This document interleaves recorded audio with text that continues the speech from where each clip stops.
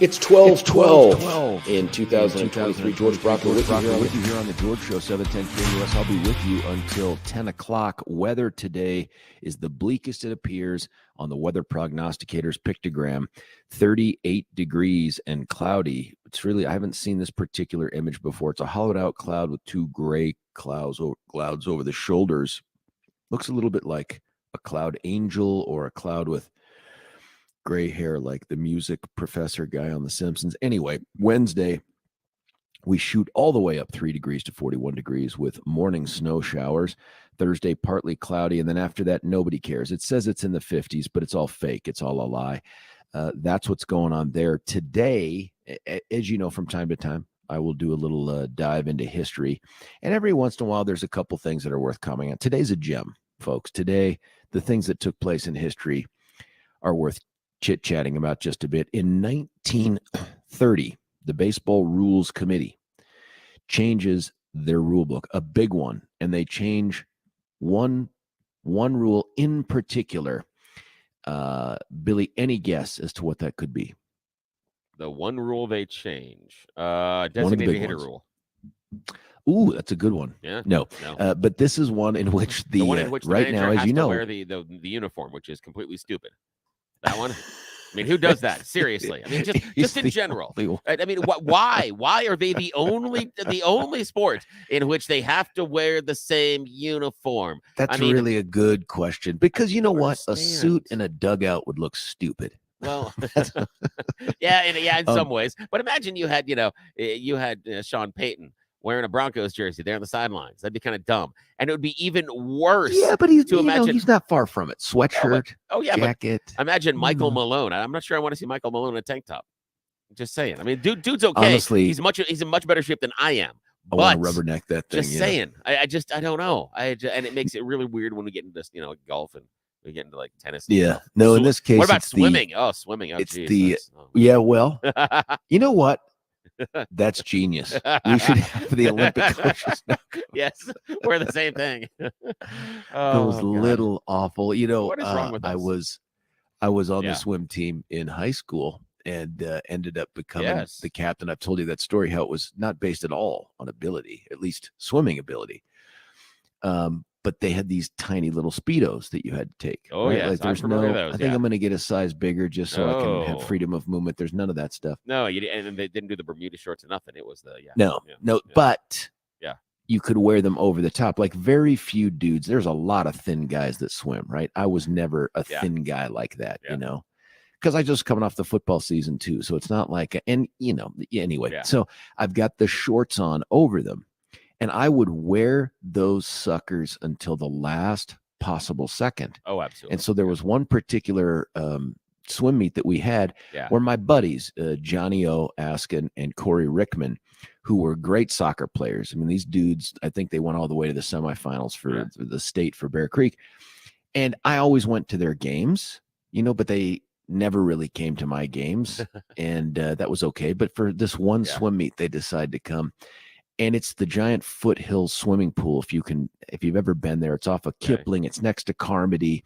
It has this giant, not a dome, but like a big arch-like dome. Yeah. It's huge, echoes everywhere. And I'm climbing up to do the 50 or the 100 free, which were my two staples. Yeah.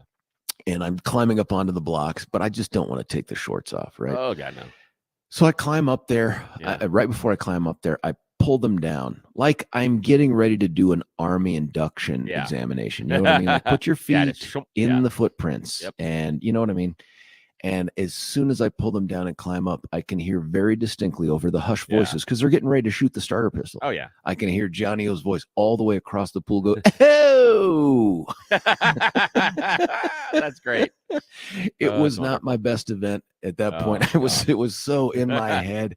I mean, it was just ridiculous. But nonetheless, we had another way that went with that, the soccer, because I played on a soccer club that one of the local soccer distributors, one of the shops, he liked our coach. And so he always would sit there and say, hey, here's some stuff that's coming out. Here's the next level of stuff. Here's this. So the year they went from those short shorts to the Bermuda length shorts. The first year that Umbro had those, we had those as our uniform. We knew they were good for coming. you. That's They cool. weren't even on the shelf yet. And we were able to order them for our uniform. So when they hit the shelves, we had them as part of our uniform. And one of the best things is a lot of kids would go out and buy those, and they'd show up, and then they'd have to change into their uniform shorts for the games. And almost universally, those first 2 seasons, the rest would walk over and go, you guys, you're going to have to change out of those shorts if they're not complete with the uniform. And we'd get to look at the ref and say, their uniform.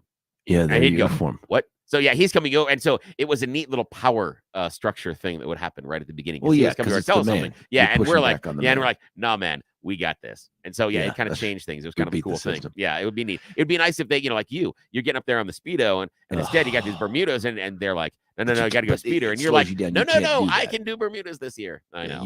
I wish. You can't because it slows you down the drag. Not like I'm sure it's at a lot speed of drag. Light either. Yes, that's what how much drag could it possibly be? Right. It's like clearing a barnacle off of a tugboat. Yeah. Right. Like, what's that thing picking up? An extra 100 knots or something? Yeah, exactly. So the rule was that a ball that bounces into the stands is no longer a home run. To ground rule. Oh, okay.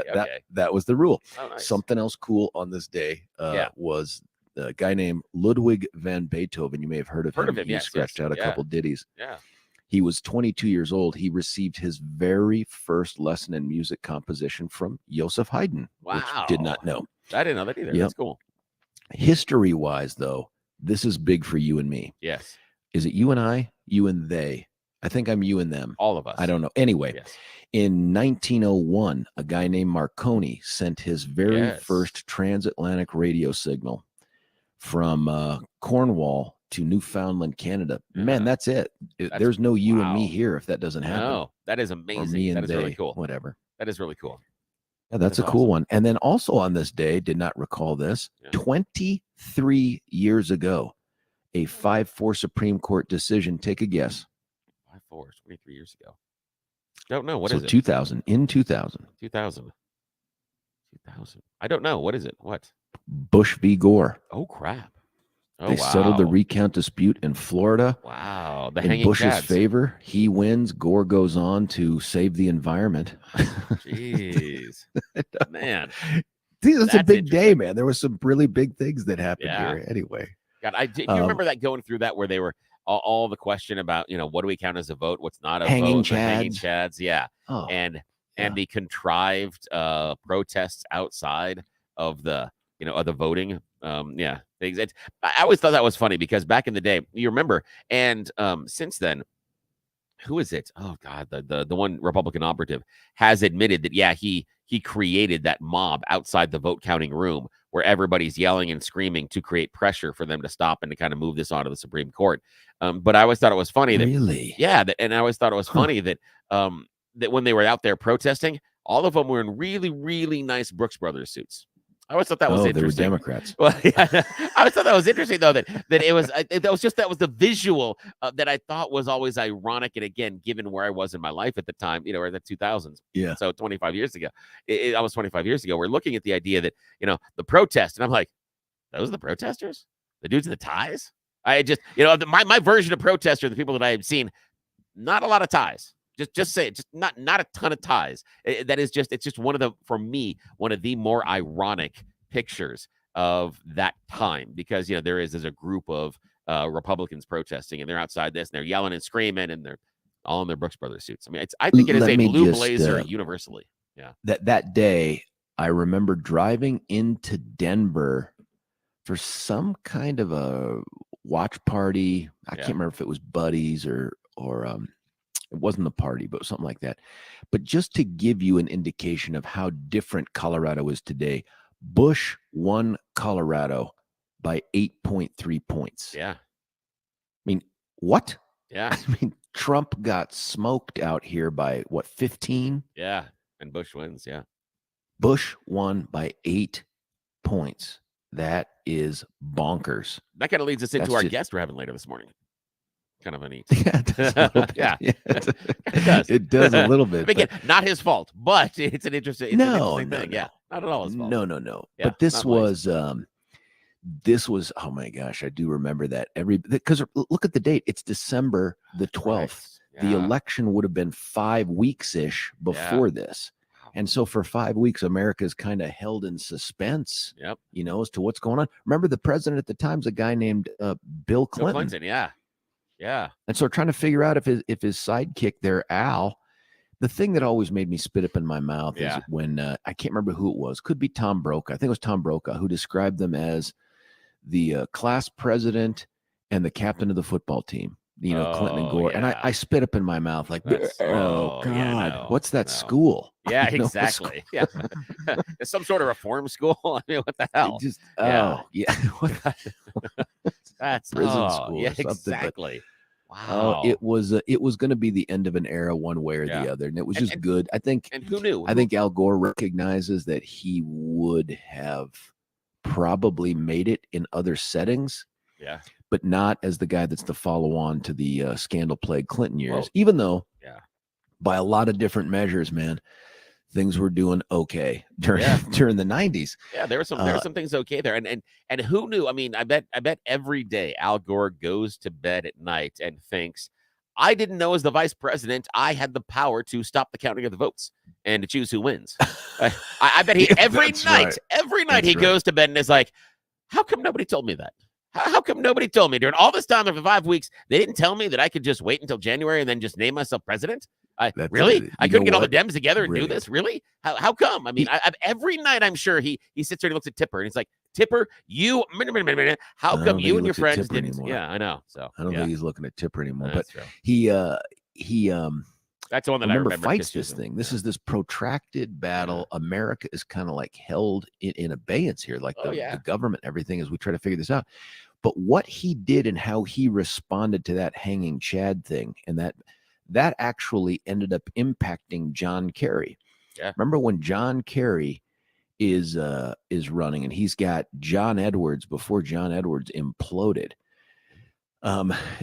There's another close call, and John Kerry quickly concedes the race. He's not going to do Al Gore 2.0. And it's just interesting how the decisions made at one point many times are a reflection of what is perceived to be a worse decision before. People beat John Kerry up from time to time, especially on the Democrat side, for not having contested more the outcome of that election. But at the end of the day, man, I think he kind of prioritized America. And I feel the same way about Gerald Ford. In no way am I excited that this guy's out there pardoning someone for criminal behavior. But at the end of the day, he kind of sacrificed his own political future for a way to say, look, let's get closure and move on. I can't tell you that was the perfect answer. Yeah. And I'm not looking for that in the future. But I'm just saying, every once in a while you come across someone who's like, okay, I'm not going to make this all about me in this moment, or I'm going to move the country along. There's something to that. I'm not calling it a profile in courage. I'm just saying it was different. Oh, it was different. Yeah, it was different. And different. I'm just there's we're 2020. I'm just kind of like dealing with that now. Yeah. I mean, talk about a 180-degree different approach. Completely different. But we could be in that situation, right? Like, because this is, you and I were talking about this off air, and maybe this is a topic for us for later in the show too. But there's a lot of hand wringing going on about Jack Smith's interest in having an expedited Supreme Court ruling on whether or not Trump is immune from prosecution. And guys like Mark Levin, who's, big dude here on this network and all that, super smart guy, smarter than I am. He is like, absolutely not. The only reason that Jack Smith wants to expedite this ruling is so that he can try to get this case tried and convict Trump before the election. And I thought, yep. Yeah. What's that's right. Yeah. And again, I would love to ask Mr. Levin, what's the negative? And the only thing that downside? The only thing that, and shouldn't we know? And the example I will give you is, let's talk Biden. If there are allegations enough to get to a criminal trial of Biden taking bribes, invent whatever crime you want. You can say they're the same exact things Trump is accused of, keeping secret documents, whatever it is. If there's enough there to get to an indictment, would you want them to say, no, let's wait until after the election? Because I guarantee you that at least on the Fox and Friends and the other people, they would be screaming at the top of every hour, the American people deserve to know before we cast our vote. The American people deserve to know whether or not they have a convicted criminal running for president before they cast their vote. We are the party of law and order, and the party of law and order demands that that would be a chant. So the idea that Levin then comes out and goes, no, the one thing that we can't possibly do is know the outcome of the criminal case before we vote. I find that fascinating. And that also, to me, tells me what Levin thinks the result is going to be. Because if he thought that Trump was going to come out scot-free, he would be pushing for it. Because if Trump comes out and nothing happens, then in many ways it reinforces the message that this was a witch hunt and he was being persecuted wrongly. So it tells me exactly what Mark Levin thinks the result of this criminal case is going to be. It's interesting to me because I think Mark's point, and he's got a piece on declassified.live, something. You can Google it and find it. It's Julie Kelly's, it's not Reddit, but you know what I mean. It's some kind of a website. And he talks about that, and he says, hey, this case is being treated differently than all the other J6 cases, which took more than a year to prosecute. And I agree with all that. I'm just struggling to figure out why we wouldn't want to get an acquittal before the ballots are cast. Yeah, why wouldn't you? Why wouldn't you want to have this case adjudicated whatever the result is? Why shouldn't the American people know the result before they cast their ballot? And if you don't think so, put a Democrat there instead of a Republican. If it was the Democrat candidate for president, would you want a case like this adjudicated before or after the election? Also knowing that potentially after the election, that Democrat would make the prosecution go away because of their use of power. What would you vote for? What would you want? There's got to be something I'm missing here in his argument, because he's talking about there being some conflict with the appellate stuff. Nope, not in the least. I don't get it's paper thin. It's paper thin. Especially if we believe that DJT is going to get acquitted. Yeah, isn't that exactly the gasoline you want to dump on top of the Trump reelection fire to make this thing get out of? I mean, people will rush to vote for Trump because not only do they suspect that he has been maligned and targeted on a thin case, but now they'll have the proof for it. Yeah, and frankly, I don't even think it needs to be an acquittal. I think if it were a hung jury and more than 11-1, but if it were, a hung, even that would signal you just drug America through this garbage for that. I mean, if you're going to go after a president, you have to think it's about a slam dunk case. So I don't know, man. The only thing I can think of is they feel like, I'm speaking for Mark and he can speak for himself, but it feels like those people that are pissed about this are like, well, wait. Can't we slow things down until we can put Trump back in office, and then he can just pardon himself, or he can just dismiss the cases against himself or something like that. I'm like, wait. Yeah, you don't really want that, right? Like you don't really. That's what you want. I mean, that's not really what you're advocating for, is it? Even if you think the cases are unjust, you really don't want to see that as the precedent-setting thing. I mean, can you imagine if Governor Polis was facing some prosecution or conviction by some Republican DA somewhere, and he just sort of preemptively pardoned himself? Yeah. He doesn't have the ability to, he could think about this. Yeah. Let's just make up, there's some Republican DA somewhere who's prosecuting Polis for something. And Polis says, I think this is illegitimate. I think it's political. I'm going to use my constitutional authority, rip the prosecution away from the locals the way he did with Elijah McClain, and I'm going to give it to Phil Weiser. Oh, there we go. We would go bonkers. We would go nuts on the radio talking about how he corrupted the system, and they would respond with, well, it's an illegitimate politicized prosecution. And we would go crazy talking about the institutions and the procedures and the Constitution. We'd talk about that stuff until we passed out.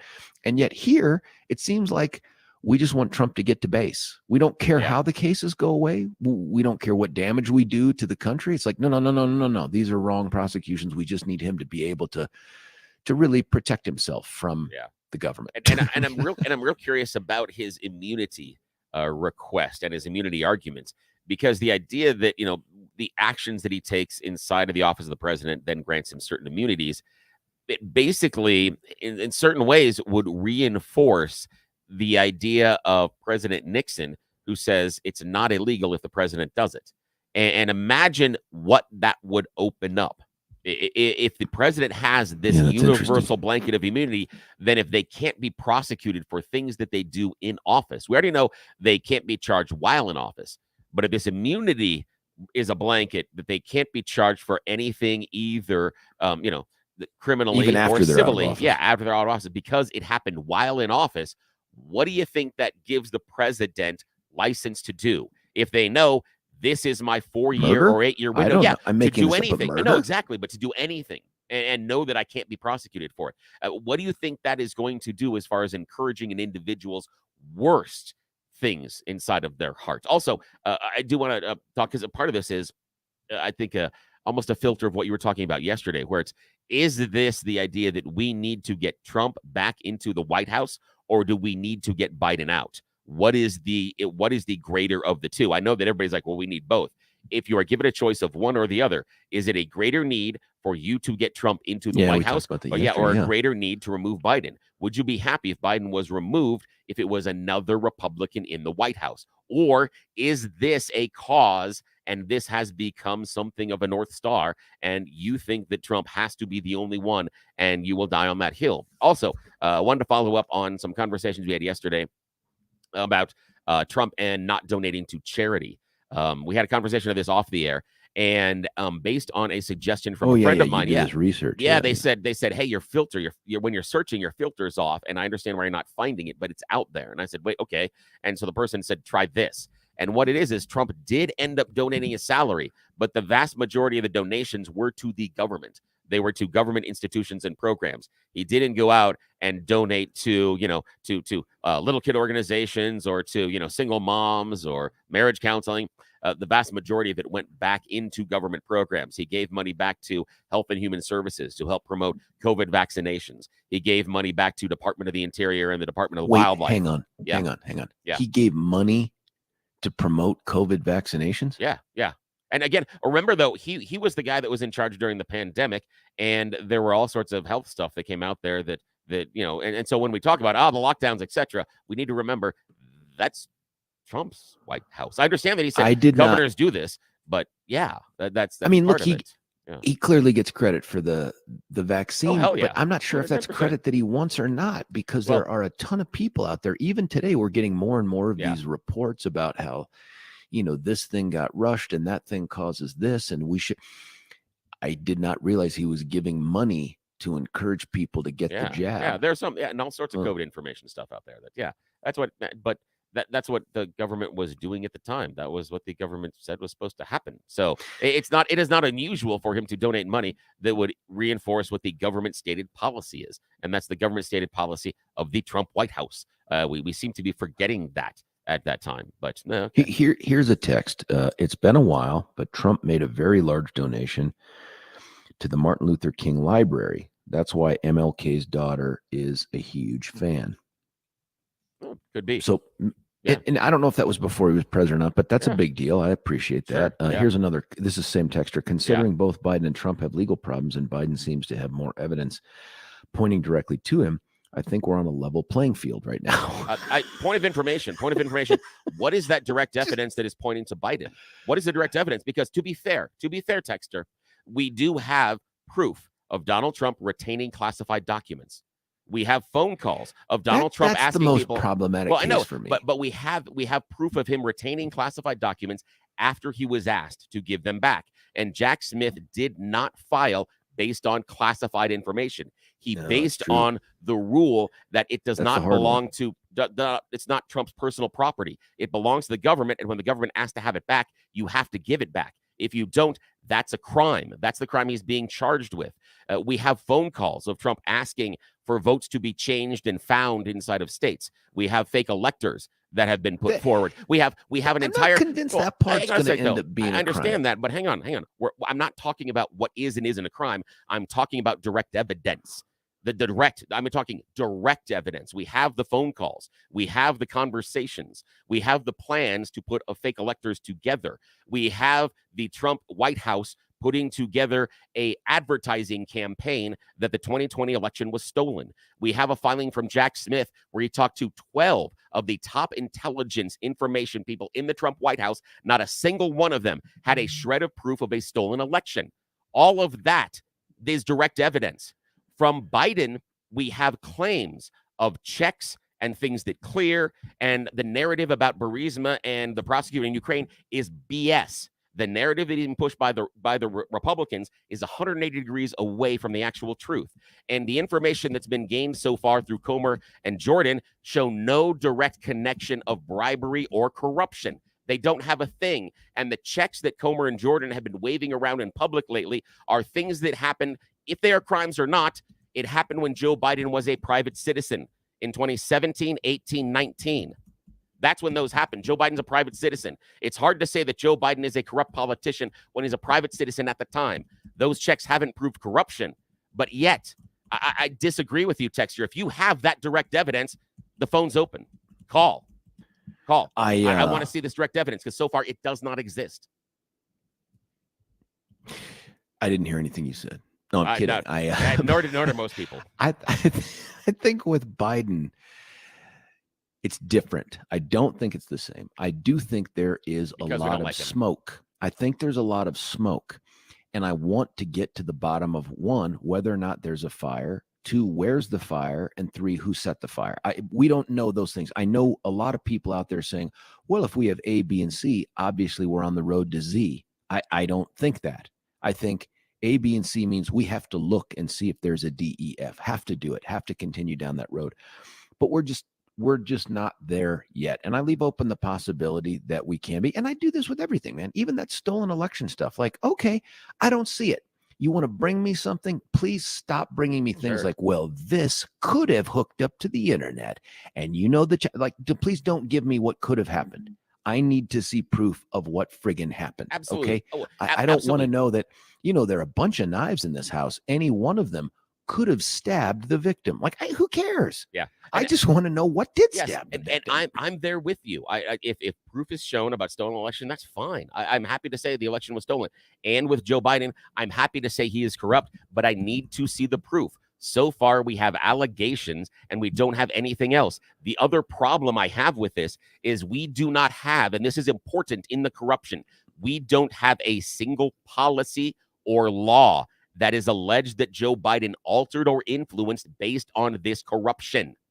Okay? I'm waiting. So where is it? I know, but how come it's taken? How come we don't have anything after all these months? How come they can't point to a single law or policy that was influenced or changed based on the corrupt money that allegedly flowed to Biden? Because that's the crime. That's what you're alleging. Is that he did this? We could get Where there. Is it? We're not there. We could get there. There isn't a single thing, though. And remember, we also have David Weiss, who for 5 years now has been going with a fine-tooth comb through Hunter Biden's IRS records. And he hasn't found the corruption.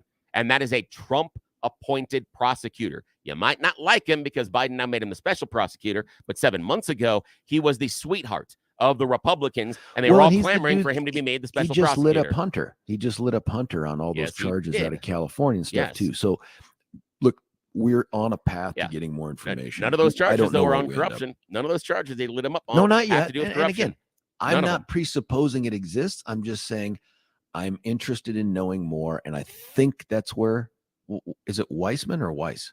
Weiss. Yeah. Weiss, because Weissman is the chair of the House Judiciary Committee in the state legislature. Sorry. Weiss, I think he's on the road. Here's some text, man. We've got a bunch here. I bet.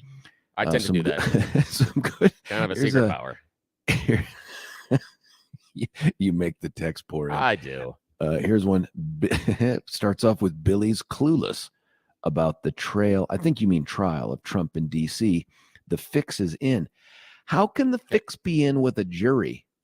I mean, unless the jury is predisposed against him, I don't see how the fix can be in. Inside of that text, is there any factual information that shows the fix? Or is it just an allegation? Okay. Because but again, it's a text. Again, I went on a diatribe and showed you the information. People sit here and text, and oddly enough, call me names, tell me I'm clueless, tell me I'm an idiot, and do other things. You know what they don't do? The one thing they don't do with that text machine? Prove me wrong. Prove it. Well, we could make the show all about that. I'm telling you, you're starting to light that fuse. Here's another one. Hasn't the judge already come out and said that Trump is guilty? No, I don't think so. I think you're thinking of the civil case. Yeah, the fraud. I'm guessing. Correct me if I'm wrong, Texter, but I think you're thinking of that civil case in New York. Yeah, that's the New York fraud trial where the judge ruled that that Trump organization and Trump, it was fraudulent, and now they're just deciding damages. Yes. Right. I think that's the one I haven't heard any judge come out and say he's guilty of any of the Jack Smith prosecutions. The one that I really don't hear about anymore is the one down in Mar-a-Lago. You know what I mean? The one you talked about with the documents. I haven't heard much about that one. By the way, spoiler alert, guess who's going to be at the Trump International something spa resort golf hotel or whatever? Who? This Thursday and Friday night. You're talking to him, my friend. What? Out in Doral. Yeah, out in Doral, just outside Miami. That's the one he stays at when he has to go to federal court. Oh my gosh. Wow. That's right. Hey, take a camera. Take pictures. Well, listen, I've got a phone that turns out can take pictures. In fact, when I was doing the show out of Texas, could have been Dallas, earlier this year, I don't know if I showed it to you. I was in this hotel, and out of the elevators, I swear to you, walks Karl Rove. Oh, wow. I walk right up to Karl Rove, and I go, Hello? my God, you're Karl Rove. And he goes, I am. And I go, my gosh. we have a mutual friend. Your former protege is too strong of a word. Maybe it's not for him. But I said, a guy that used to work with you, Tim Griffin, who's now the Attorney General of the state of Arkansas. I said, we're Army buddies. And he's like, oh, Tim's a great guy. Oh, how cool. And I said, I know, just ask him. And I said, let's get a picture, and then we'll send it to Tim. So that's how it happened. Nice. Maybe I'll get the same opportunity with DJT. Oh, that's awesome. I will say something like, listen, I got a friend, Billy, loves you. Can we get a picture? I don't know if that'll happen. Here's another text. Actually, at John's Newfoundland, my orphanage home spot, Dwayne from Divide. Dwayne. Oh, thank you, Dwayne. Oh, fantastic. Good to hear from you, Dwayne. Here's another one. Sorry, you're both wrong, but no other guidance. So I texted back about what this time. Yeah, about what? Here's another from our friend Alexa. Yeah. I don't think that the Dems are doing this to Trump because they have a slam dunk case. They want to have the allegations. Look at what the Dem and Biden did in October 2020 with the Hunter Biden laptop. They quashed it through social media, the MSM, and have 51 former intelligence officials claiming it was Russian disinformation. As has been proven, several people Alexa, who signed it knew it was not typical Russian disinformation. Question. Billy in the back of the class. Yeah. Who was the president during that point? With the Hunter laptop? I'm almost positive it was Biden's predecessor. Yeah. And so when we show that with the Department of Justice with Obama, have we shown any undue influence through the Twitter files that Elon Musk revealed or anything else that show undue influence of them quashing, in air quotes, the story? We can be upset. There were directives that were let out months beforehand, not once the laptop dropped, but months beforehand, saying there is disinformation going on inside of this election cycle, primarily from Russia. And that has been proven to be correct over and over again. All major intelligence organizations around the world agree that happened. The Senate-run intelligence committee run by Marco Rubio found that the Russians influenced the. I know, but what I'm saying is, hold on. But we've converted this segment into Billy knocks down people's ideas. Well, but the issue is there was a directive that went out about misinformation, and when this dropped, it looked and smelled a lot like Russian disinformation, especially because it came from Rudy, who was getting information from a Russian informant at the time. That's been proven. America's Russia, mayor? You're disparaging America's mayor. Yes. Russia was whispering in Rudy's ear at the time, and he was a fountain of disinformation. So the fact that the laptop came from him was a red flag. But the other thing that happened is there is no proof that the government stepped in and said, no, you can't do this. The government did not censor. We can talk about Zuckerberg and everybody else making mistakes and going too far in censoring it, but those are all private companies that made this decision. I have yet to see a single person that has shown me the government directive to not publish. So it's hard for me to say the government. I want to have that conversation. But I do too. Not as much as I want to get through these texts. So okay, I'll be quiet. Sorry, I'll just listen. I'll be quiet. That's all right. Well, I'll try. Here's another text. Who would you boys rather have in Trump versus Biden choice? Do you hate Trump more than you love your country? I love that, by the way. That that's like your mom saying, I know you don't necessarily like what mom's made, but would you rather eat this or see me go to my grave unhappy? And you're like, wait, are those the only options? You know what I mean? So for me, I do not want to see part 2 of a Biden administration. And yes, in my opinion, at this point, without there being any convictions, yep, it's going to be an easy pull for me if it's just Trump versus Biden as it stands now. The harder part will be if there's a conviction for me. That will be a tougher one for me. Here's another one. No wheat here. Well, what about Biden's son of a b tape in Russia? I don't know what that means. No, we don't have all those direct evidence, William. This is all something crap that come out of the I don't think it was vitamin administration. I think you were saying Biden administration's investigators, which I wouldn't trust as far as I could throw them. Billy's TDS is on full display today. Here's another. You haven't proved me wrong. What about though. the thousands of what's that? Call me names all you want. Step up and prove me wrong. I mean, again, I have been called names. I have been called names since I was a kid. There isn't a single thing that you can put on my text machine on there a daily basis hurt here. I know they can hurt my feelings. But the issue we're is not going to be able to none get of y'all are 3 proving me more wrong, are texts you? read. That's okay. Well, we'll leave that up to them. I have 3 more texts. We can't get to them. We've blown into the 40s, buddy. I don't want to miss our ability to get the Thorpe report, and you choose the news. So, but I also have to do Billy. As you know, with our read sheet here, we're supposed to go ahead do and one do one segment. now. I'll make everything work. Oh, okay. All right. Listen, let me tell you about, I'm going to tell you about this every hour because we're running out of time to make someone in your life very happy. And that's whoever it is that you think deserves not some other materialistic thing. And there's nothing wrong with that. I'm going to be buying plenty of that, but the experience that they'll remember. And I'll tell you this too, you do this year. And by this, I mean the Beau Visage spa treatment. You do this year, they're going to start to expect it and look forward to it next year. Heck, they may end up doing it in between now and next year. But this is the gift of an experience. I'm telling you right now, I struggle to try to find things to get for, for my dad and for others. Immediate family, not as much. But when I look around and I think, do they need another Yankee shirt, or do they need another thing to put on a mantle, or maybe a picture? I mean, maybe a picture of the kids or something like that, but why not an experience? And at Beau Visage, these folks give you an affordable avenue to provide someone with, and this is their most popular item right now during the season, a half-day spa package. You can choose from any of these things that they have, whether it's regular old beauty treatments, the nail care services, the therapeutic massage sessions, European facials. I'm not sure if my facial is European, but I had one.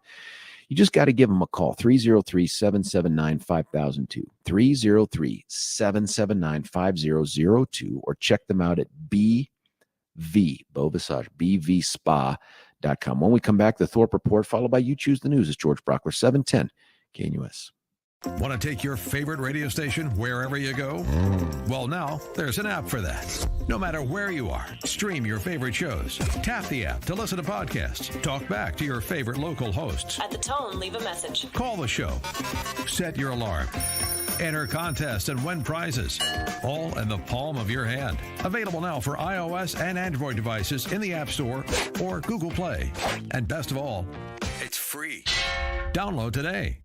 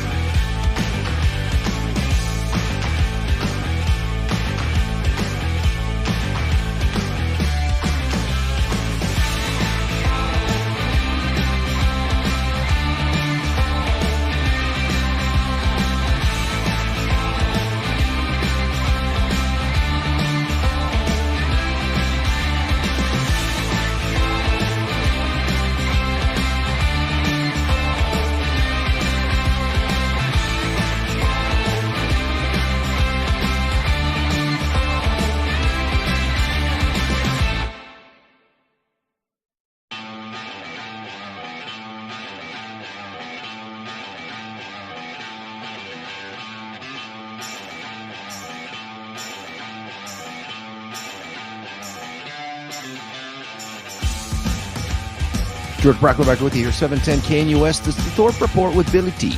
Hey, good morning, sir. Yes, we have a chilly Tuesday ahead of us before another round of snow coming in tomorrow.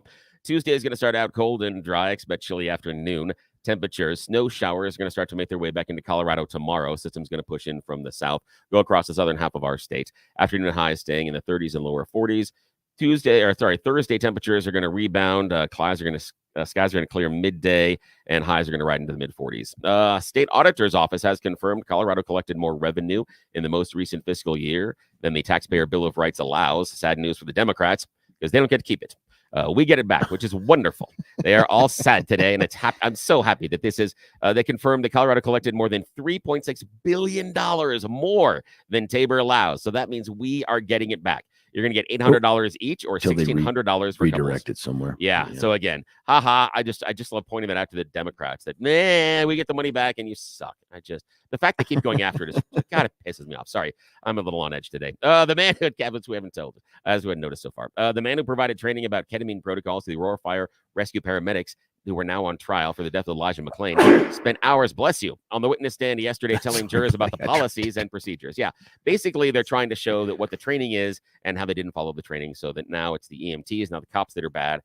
We've gone over that before. There are always. It's interesting, so different. So different. I mean, it's 180 degrees away from what they argued the first time, but oh well. 3 staff members at Elizabeth Middle School have lost their jobs as of last night after prosecutors have charged them with failing to report suspected child abuse. This is Elizabeth? Yeah, Elizabeth School District. Yeah. The district said the actions are a result of the superintendent's investigation to allegations that complaints from students made last spring about teachers did not result in reports to law enforcement. So the principal, the assistant principal, and a counselor now face misdemeanor charges, and they've all been removed. Also, City of Loveland has agreed to pay $400,000 to settle a lawsuit filed 2 years ago for a man who claimed he was falsely arrested for DUI. They pulled him over for driving 18 miles per hour in a 45-mile-per-hour zone, going way too small. They say too slow. They say they could smell the overwhelming odor of alcohol from him. But when he blew into the machine, the result was zeros. They still charged him with DUI. Even though the EAC said, yeah, that nicely done. And last year, more than 41,000 cars were stolen in Colorado, according to crime data. Car theft numbers are falling this year. So far, state crime data shows only 27,645 cars have been stolen. Of those, 18,000 have been recovered. Interim Aurora Police Chief Art Acevedo, and friend of the show, said the thefts are down in his city and credits our city council, many of them friends of the show, for getting tough on the auto thieves. Amazing what happens when you start prosecuting the criminals. Imagine what happens. It's about 25% drop in Aurora. Yeah, it is. It is ridiculous. So you start holding people responsible for the bad choices they make. Wow. Interesting. I'm Jail so car surprised. thieves, less cars gets that can't make sense. No, not at all. In fact, you're supposed to give them opportunities to steal more because they just want to sleep in them. Yeah. Calling Phil Weiser. I know. What do you think about this? Isn't this crazy? This is ridiculous. I thought you had to get 3 or 4 under your belt. Thought so, because you're practicing. You don't want to give up your amateur car theft status until you're pro. All right, that's all I got, sir. Back to you. Buddy, let's cut away for a break. Give ourselves an opportunity to come back and do a little bit of the You Choose the News. Wait a minute. Do I need to do another read? Oh, man. Listen, folks, it's a good thing to have. But because it's the Christmas holidays, we have an opportunity to talk about a million different good things that you can do for yourself and for your home. One of them is Mitch Floria at the Art of Granite. And Mitch is that guy that has, for many years now, done something that a whole bunch of other people claim to do well, but they never do it like Mitch does it. Mitch will come into your home, and he will, even before he comes into your home, you come to a showroom or go online at theartofgranite.com, and you're going to see, one, the website name is completely misleading because you can't write down the Art of Granite and marble and quartz and all the other stuff. That would be an impossible website to have. So we had to truncate it to just the Art of Granite. But be prepared for more options than that. You start there. You go visit him at his showroom. You put your hand in his. You look in his eye, and I'm telling you, get the credit card ready because it's coming. But the good news is this. When that moment comes and you're upgrading the countertops in your home, bathroom, kitchen, laundry room, finished basement, whatever, you get the wholesale prices. But if you lean in, not to make it awkward, not too close, but lean in and say, I'm a George listener. I'm a 710 listener. He says, love George, love 710. I'm going to throw in the bathroom countertop with the kitchen countertop package for free. Or if you only want to do one room, that's okay. I'll throw in the kitchen sink for free, or the sink for free. All you have to do is give them a call on a cell phone, 303-386-5919, 303-386-5919. That's theartofgranite.com. Hey, when we come back, it's You Choose the News. George Brauchler, 710 KNUS.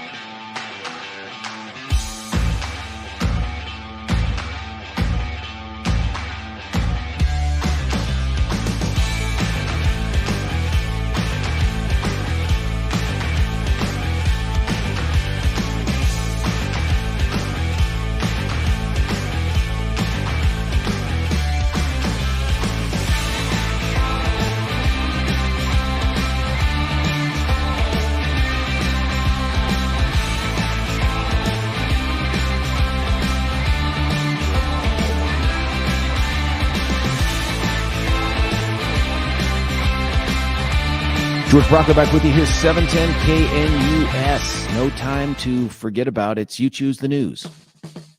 Yes, sir. It is that time where we play everybody's favorite fake radio news game show. You Choose the News. We have scoured the interwebs for mere moments this morning to find ridiculous stories, put stupid headlines on them to play this fake radio news game quickly as possible this morning, evidently given the time. Alrighty, sir. Here are the headlines. Given his job, it's understandable. Beware of the fart squirrels. When caribou are stop outlawed, right there. Fart all right, squirrels. beware There's the no fart doubt, squirrels. Let's travel to Grand Rapids, Michigan, and they are telling you to beware the fart squirrels. Evidently, you're allowed to keep them as pets or something. The wildlife centers there are saying if anybody has purchased a skunk in the past 6 months, they could have dormant rabies, and you need to get it checked ASAP and possibly killed, because that's how you check for it. Even if the skunk was vaccinated against rabies, it still could be at risk. I'm just curious, what are they doing with the skunks? I mean, if you can keep them as a pet, I'm moving to Michigan. How can you keep them as a pet? I don't know, but they're obviously not for food. I'm assuming, but I don't know. All righty. Next choice, sir. Given his job, it's understandable. When caribou are outlawed, only outlaws will have caribou, and being naked and sweaty is the key to happiness. Well, the last one's true. Naked and sweaty is the key to happiness. Yes, it is, especially if you live in Finland. Finland is reportedly one of the happiest places on the planet. And a recent study says it's because they get all naked and sweaty with each other. But not in the way that you're probably thinking this morning. Get your mind out of the gutter. It's because of their sauna culture. They're saying that the saunas function almost like restaurants and bars and gathering spots inside of Finland. So daily, people will visit the sauna before work and middle of the day, after, and it creates a sense of community, because pretty much when you're standing around half naked, sweating with a bunch of people, you can't have many secrets. So they're saying it builds a real strong sense of community, and it's one of the reasons they're happy. Though. I know, me too. Especially the clothes. They help a lot. All righty. Yeah. Final choice this morning. Given his job, it's understandable. Or when caribou are outlawed, only outlaws are going to have caribou. When caribou. Yes. When caribou are outlawed, only outlaws are going to have caribou. And that's why Rob Deether of British Columbia, 70 years old, is considered an outlaw. Why? Because he farms outlawed potatoes. Yes. Dozens of years ago, British Columbia actually outlawed the caribou potato. It has to do with how it grows. It has a lot of little fingerlings that come off, and it's difficult for the mechanical machines. As a non-mechanical machine, you idiot. Okay. As the machines are trying, I'm an idiot, trying to pick the potatoes out of the ground. It twists up and gets caught in there, and it's not very good. They also spoil very quickly. on the shelves. So Big Potato, dozens of years ago, had the caribou outlawed. And Rob, on his little tiny farm, has been growing them surreptitiously and then selling them organically to his neighbors. And now the man is coming down on him, telling him you can't sell the outlawed potatoes. And he's going, I'm just doing it by hand. I'm not using the machines that you don't like or nothing, man. Get off my yard. So, yeah, basically he's fighting for freedom so he can grow the outlawed potatoes. I know. Oh, that's who outlaws a wonderful, potato? man. I know, isn't that's all I got, man. I wish I had time to do the sponsors. We're not getting paid today. But here's your music. You have 30 seconds. Good luck.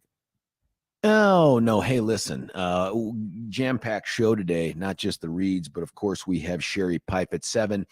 We have Chairman Dave Williams at 8. And all the other good conversation and texts that have been pouring in between. And no, I'm not going to be rooting for Michigan or Alabama. George Brauchler, 710 KNUS.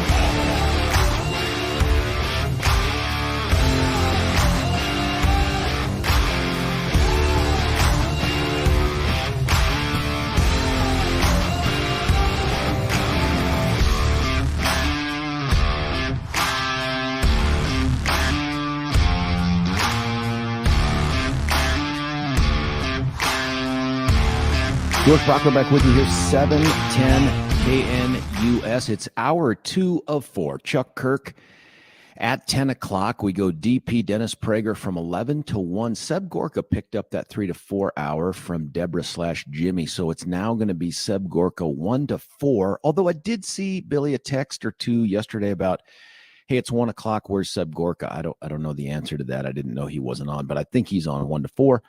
And then we go Brandon Tatum from 4 to 7. The good news for you is that right now we have on the VIP line Sherrie Peif from Complete Colorado, page 2. She is that investigative journalist that just goes out and does all the deep dive on the cases that nobody else does. And I like that very much. Sherrie, thanks for joining us. Hey, good morning, George. Thank you for having me as always. First off, have you found your way home? No, I'm still trying. You know, there's just way too many bars between Fort Collins and Greeley. Listen, just as a heads up, it's not dark outside. It's that you're still wearing the sleep mask. If you could just take that off, it would be easier. Listen, one of the things I wanted to talk with you about was, and by the way, Dave Williams is going to come on at 8. So I'd love to get your insight on sort of, hey, here's some questions that, you know, we should all be asking about how the party's doing and all that other stuff. But before we get there, related to the election stuff, is you have a piece out there from just a few days ago called Group Pushing Ranked Choice Voting in Colorado, Working Towards Minor Party Status. What's going on? So there's a group out there, I think it's called Colorado Forward, and they have been out. I had several people contact me and say that they keep getting, or that they had gotten contacted by somebody asking them to sign a petition. And the interesting part is the way they were asking them to sign the petition is they were talking about doing away with the income tax. And they're like, oh, okay. Yeah, right. So it's sign it. And then somebody actually, one person, the person that told me about this was like, wait a minute. That's not at all what they're like reading the language on the petition, and they're like, that's not at all what this says. This doesn't say you're looking to do away with income tax. And they said, well, no, we're trying to put together a party priorities. It's just another progressive left leaning or far left, whatever, however you want to put it, group out there whose main goal is to push ranked choice voting. That if you go to their website, that is their prime effort, is to push ranked choice voting. They have a couple things. One, procedurally, how many signatures do they need in order to make this minor party status thing? They need 10,000 valid signatures of registered voters in Colorado. And I don't know what the week count is, like so many weeks or days or months or whatever before the next election. But I know the cutoff is mid-January. So whatever that is, they have to have those signatures into the Secretary of State's office with their application to become a third party by the middle of January. You know, there are certain geographic requirements for signatures for things like constitutional amendments that we might put on the ballot. Is there such a thing for minor party, or can they get all 15,000? I'm just looking at their website now, all 15,000 that they want to get. This is in your article too, from the same place. They can get them all from the same place as far as I know, because, you know, when I talked to Jack Todd at the Colorado Secretary of State's office, there's really, other than you need to bring me an application and you need to have 10,000 valid signatures. And yeah, the group wants to get 15, which is generally the way, you know, most people gathering signatures. Error rate and stuff like that. Yeah, exactly. You have to bring us this application and these signatures by such and such a date, and then we'll take a look at it. And if it looks to be valid, okay, you're a third party in Colorado. Leading up to that point, there is no, and I can understand why, but it just seems weird. I get that you don't have to follow any of the standard election laws because you are currently not a party. You know what I mean? But at the same time, it seems weird that you don't have to file like a committee with the Secretary of State's office. You don't have to register. So you know how, like, if you're doing a ballot initiative and you want to pay people to gather signatures, you have to register that with the Secretary of State's office, and you have to tell the Secretary of State where you're getting your money to pay these people to gather these signatures. You don't have to do that for this. This is just, there is really no rules in place to become a third party in Colorado. So this party platform that isn't really a platform, and we're pro Second Amendment or we're constitutional principles. Their national principles are, and you've touched upon some of these, grace and tolerance. And there's a picture of a peace sign, a hand with a peace sign. All are welcome, left, right, or center. Work together, not against. The Forward Party will strive for collaborative solutions. Make sure they work and try something else if they don't. Here's another thing, another Colorado principle. Get stuff done. And you know, the way you put them, they sound even more ridiculous than when I was writing them. But you know, yeah, I mean, peace and what do they call it? Peace and something else. That is totally up grace to. And I mean, tolerance. that is grace and tolerance. That's what it is. That is totally subjective. You know what I mean?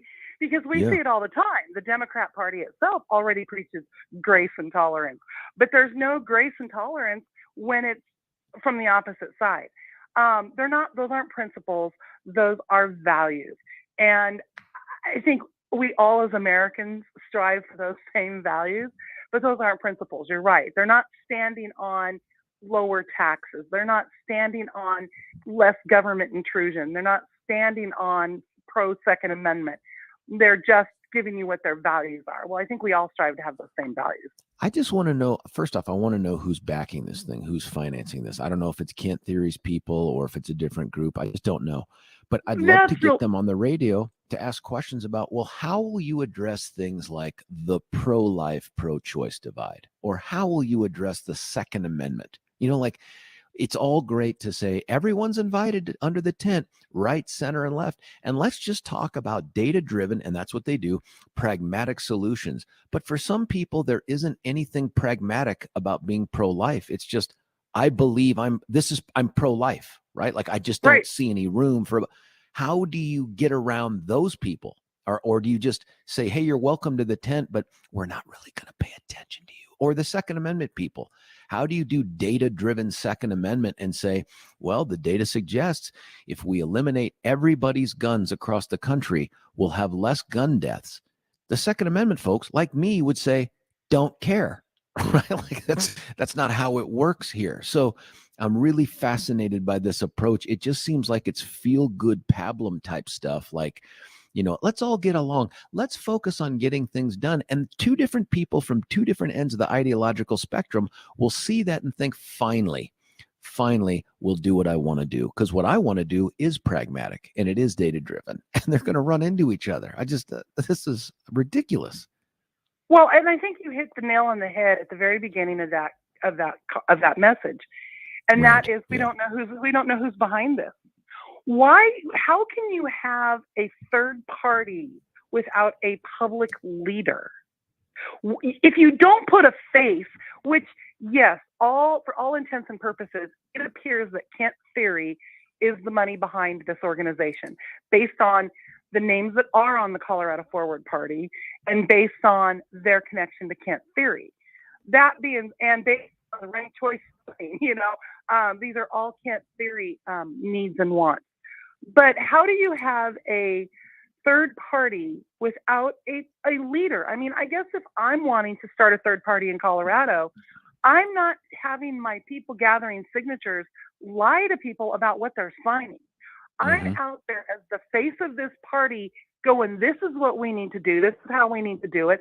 And this is how we're going to get there. And follow me and I'll be your leader. You know, but this whole thing is just slimy from the get-go. This, though, dovetails nicely with the approach to voting that is being contemplated with ranked choice voting, which is we're trying to moderate positions in candidates. Like, we want the center to drive all the policy and the decisions, and like we're going to reach some kind of a consensus because not everybody wins. That's a lot harder to pull off than it sounds, and that's exactly why the framers of the Constitution set it up that way, right? So that it was iron sharpens iron kind of a moment. It's not everybody sits around and agrees kind of a thing. I'm really interested to see where this goes and who's funding this. Have you heard anything more about the prospects for a launch of a petition drive to get this on the ballot? And Sherrie, I will say this. I'm actually interested in in pursuing a conversation about a top two, like a jungle primary kind of thing. And, Yeah. and for some folks, they're going to freak out and say, but there might be some places like Boulder where no Republican makes it to. Yeah, that's right. But there's also going to be places like El Paso County where no Democrat makes it on there. The point is you have a real choice instead of an extreme version of anything. You have a real choice between these two people who represent these parts of this party. I'm okay with that. The ranked choice voting thing, that kind of freaks me out. I don't disagree at all. In fact, I get a lot of flack from people inside our party when I say, I'm kind of okay with a runoff system. And they're like, no, why would you want to do that? Oh my gosh, look at what happened in Georgia. No, a little bit different. I think we can do everything we're doing right now all the way up until the general election. And then when you have the general election and you have 4 or 5 different people still on the ballot, even 3 people still on the ballot, because you've got a third party that has entered into the fray. I think when you see those things that happened in like the 8th Congressional District and House District 50, where the person who wins does not win by 50% of the vote, then I think your top 2 vote getters definitely need to be having a runoff, because we need to be seeing who those people that voted for that third party would have voted for otherwise, who they really, when push comes to shove, which is the lesser of 2 evils, who do you want in office? And you're living it, Sherrie, because honestly, in a setting like that, there is no Congresswoman Caraveo, right? There's no libertarian spoiler or anything. It's Congressman Barbara Kirkmeyer or whoever would have been the Republican. You know what I mean? Like she would have been, it would have been a Republican district because it is a Republican leaning district. Exactly. And you look at even a bigger seat, State Board of Education in the 8th Congressional District. The Democrat won that, and thankfully it was only for 2 years because of the way that they set up the re-election thing. We have a chance to get State Board of Education back this year. Nice. But you look at the State Board of Education race, and Rhonda Felice won that by only like a little over 1,000 votes. And there was a constitutionalist in that race. Where do you think those 2,000 some odd votes would have gone had the constitutionalists not been in it? You can argue all day that when a libertarian gets in the race, some of those are going to be Democrat and some of those are going to be Republican. But I don't know a constitutionalist that I know that would ever vote for a Democrat. I don't want to dominate the conversation here and make us just talk about this, because you've also written another one about 10 seconds before that one published. I don't know how you crank these things out, Sherrie, but one about the Greeley superintendent feeling very disappointed with Polis' call for local property tax relief. I'm sure that superintendent is not alone. I'm sure she's not either. She was just the most vocal one, and it's the contacts that the minute Polis came out with his, you guys need to do this, I was calling friends of mine that are on the school board in Greeley going, so how'd that go over with your superintendent and the other board members? And, they're like, oh, and I'm like, can you please send me that email? Which I know didn't sit well up here because I didn't go through the proper chain of command by filing an open records request with the school district. But these are elected officials. They control their own emails. I don't have to go through the school district to get an email from an elected official if they want to just turn it over. So I was able to get a hold of this email where she was in a panic, and I'm sure they are, because they grab a hold of that money, and the minute they grab a hold of that money, it's like there is nothing else. Don't you dare come for my money. I got to have all this extra money. And the thought of getting rid of just $1 million freaked her out. It freaked her out pretty bad. And she didn't hold back on her words for Polis. She was very disappointed that he was going to do this on the backs of the K-12 again. Well, for the folks out there that didn't track this, as you know, HH got smoked on the ballot because it was a fraud. It was a lie. And then the legislature was called into special session, and they ended up passing 4 separate bills that were in essence HH. and they offered no meaningful relief to property owners. And if you'll recall, folks, that's how education gets funded, off of mills. And there's some state funding too. But the way that the legislature went about this was to hijack a portion of Tabor refunds to give for renter assistance, not property owners who bear the taxes, renter assistance and all of these other things. And even though property owners like me, like Billy, are going to get punched right in the junk with this assessment that's coming due at the end of the year, the governor's response is to now say, well, we weren't really able to get anything done for you property owners. So local districts, please figure this thing out. When we do that, when we lower the mills, you're taking money out of the schools. That's what Sherrie's talking about here. And it's disgusting that we don't have more pushback from the mainstream media about this. I applaud, by the way, Kyle Clark and 9 News for their approach to the HH thing and even the special session. But to not focus and make the governor answer, why do localities now have to bear the brunt for your and the legislature's failures under the Gold Dome? That's troubling. I agree completely. And we all know why he's doing it. The man wants to be president. We have said this numerous times on your show, on every show in Colorado. The man wants to be president. And what better way, to make yourself look like you're middle of the road than to, right after you refuse to pass real tax reform. I mean, the irony in this whole situation, in the fact that he and his colleagues in the state legislature refuse to pass real property tax reform, but then turn around and tell the local governments that they need to pass the tax reform, is hysterical to me. The man's doing it so that he can campaign on, hey, look at, as governor of Colorado, I convinced municipalities and school districts to lower their mill levy, when our taxpayers were facing uncertainty in their economic futures. Barf. I don't know if this is going to work, but I do, like Douglas County has gone as low on their mills as they can without inviting some additional state audit in. And who wants the state to show up? Right. And I don't know how many other counties are in the positive financial and fiscal position that Douglas County is to do that. And I think what the Greeley superintendent is expressing is, yeah, let's do something for these property owners, but keep in mind, you're going to end up crushing us. We're going to have to make cuts and do some other things. It's just, this, I hope, has repercussions for next November. I'm just not confident that it will. But can I ask you about this? Yeah. I have Dave Williams coming on at 8:00.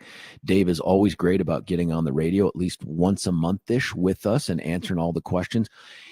If Sherrie was conducting the interview with George, what questions do you think need to be asked?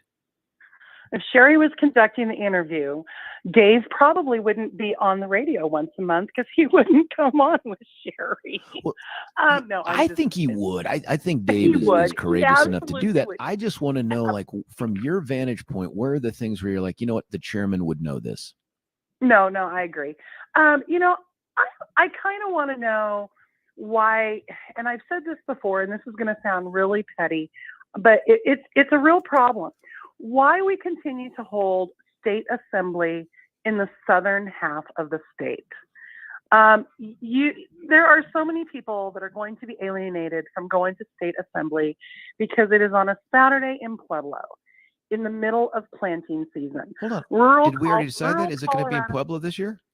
It's going to be in Pueblo this year. And When on did they April announce 6th. that? Oh, God. Yeah, I don't know No. that they've actually publicly announced that, but it's April 6th in Pueblo. And, last time it was Colorado Springs. And you're asking people from the bulk of the state. I mean, if you're in Mesa County, you've got, 6-7 hours to Pueblo?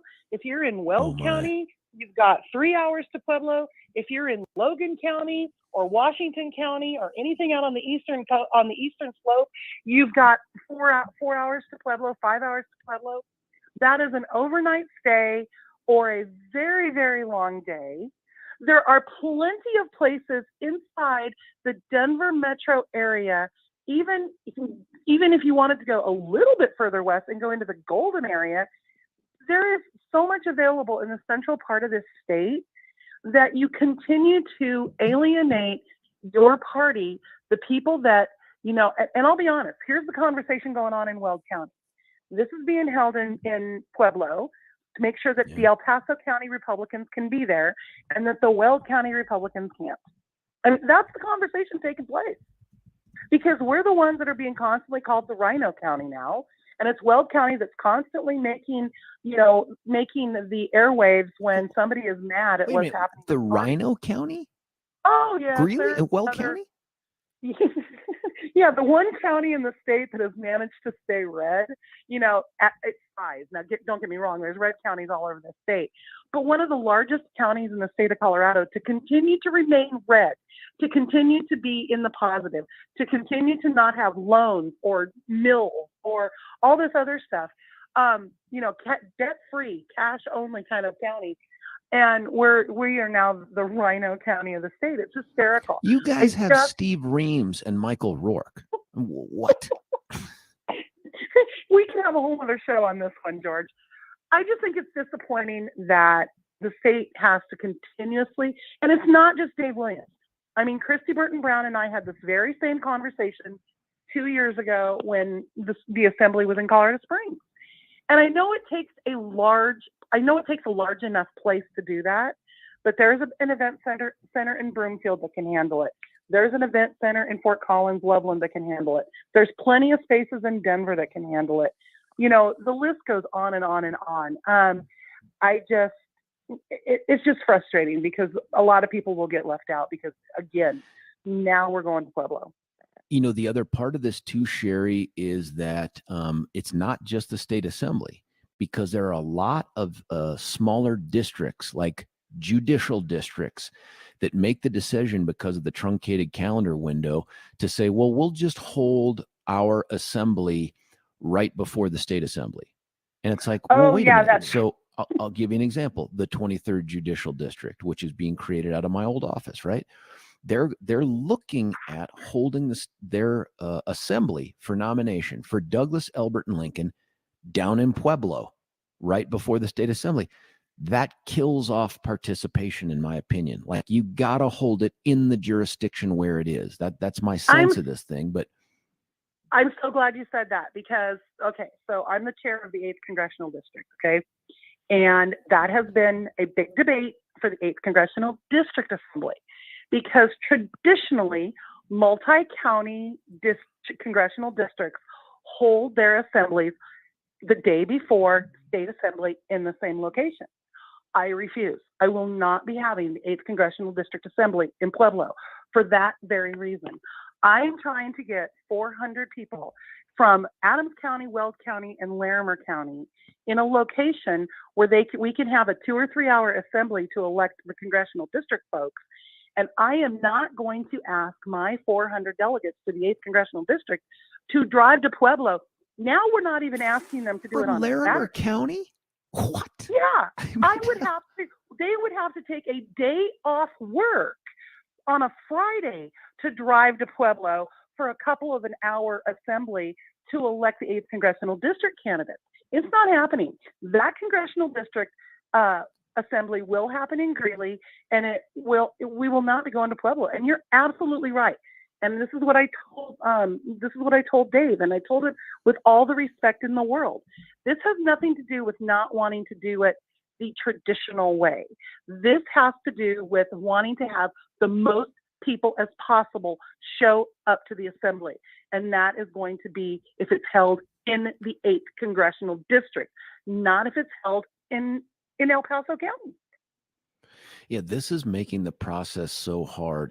In my opinion, it discourages participation from even some activists and grassroots folks, because as you point out, who the hell can just take off a Friday? Not everybody can do that. The process is already challenging, right? Because you have to go to your precinct caucus, and then you have to go to your county assembly, and then you already have to commit multiple days.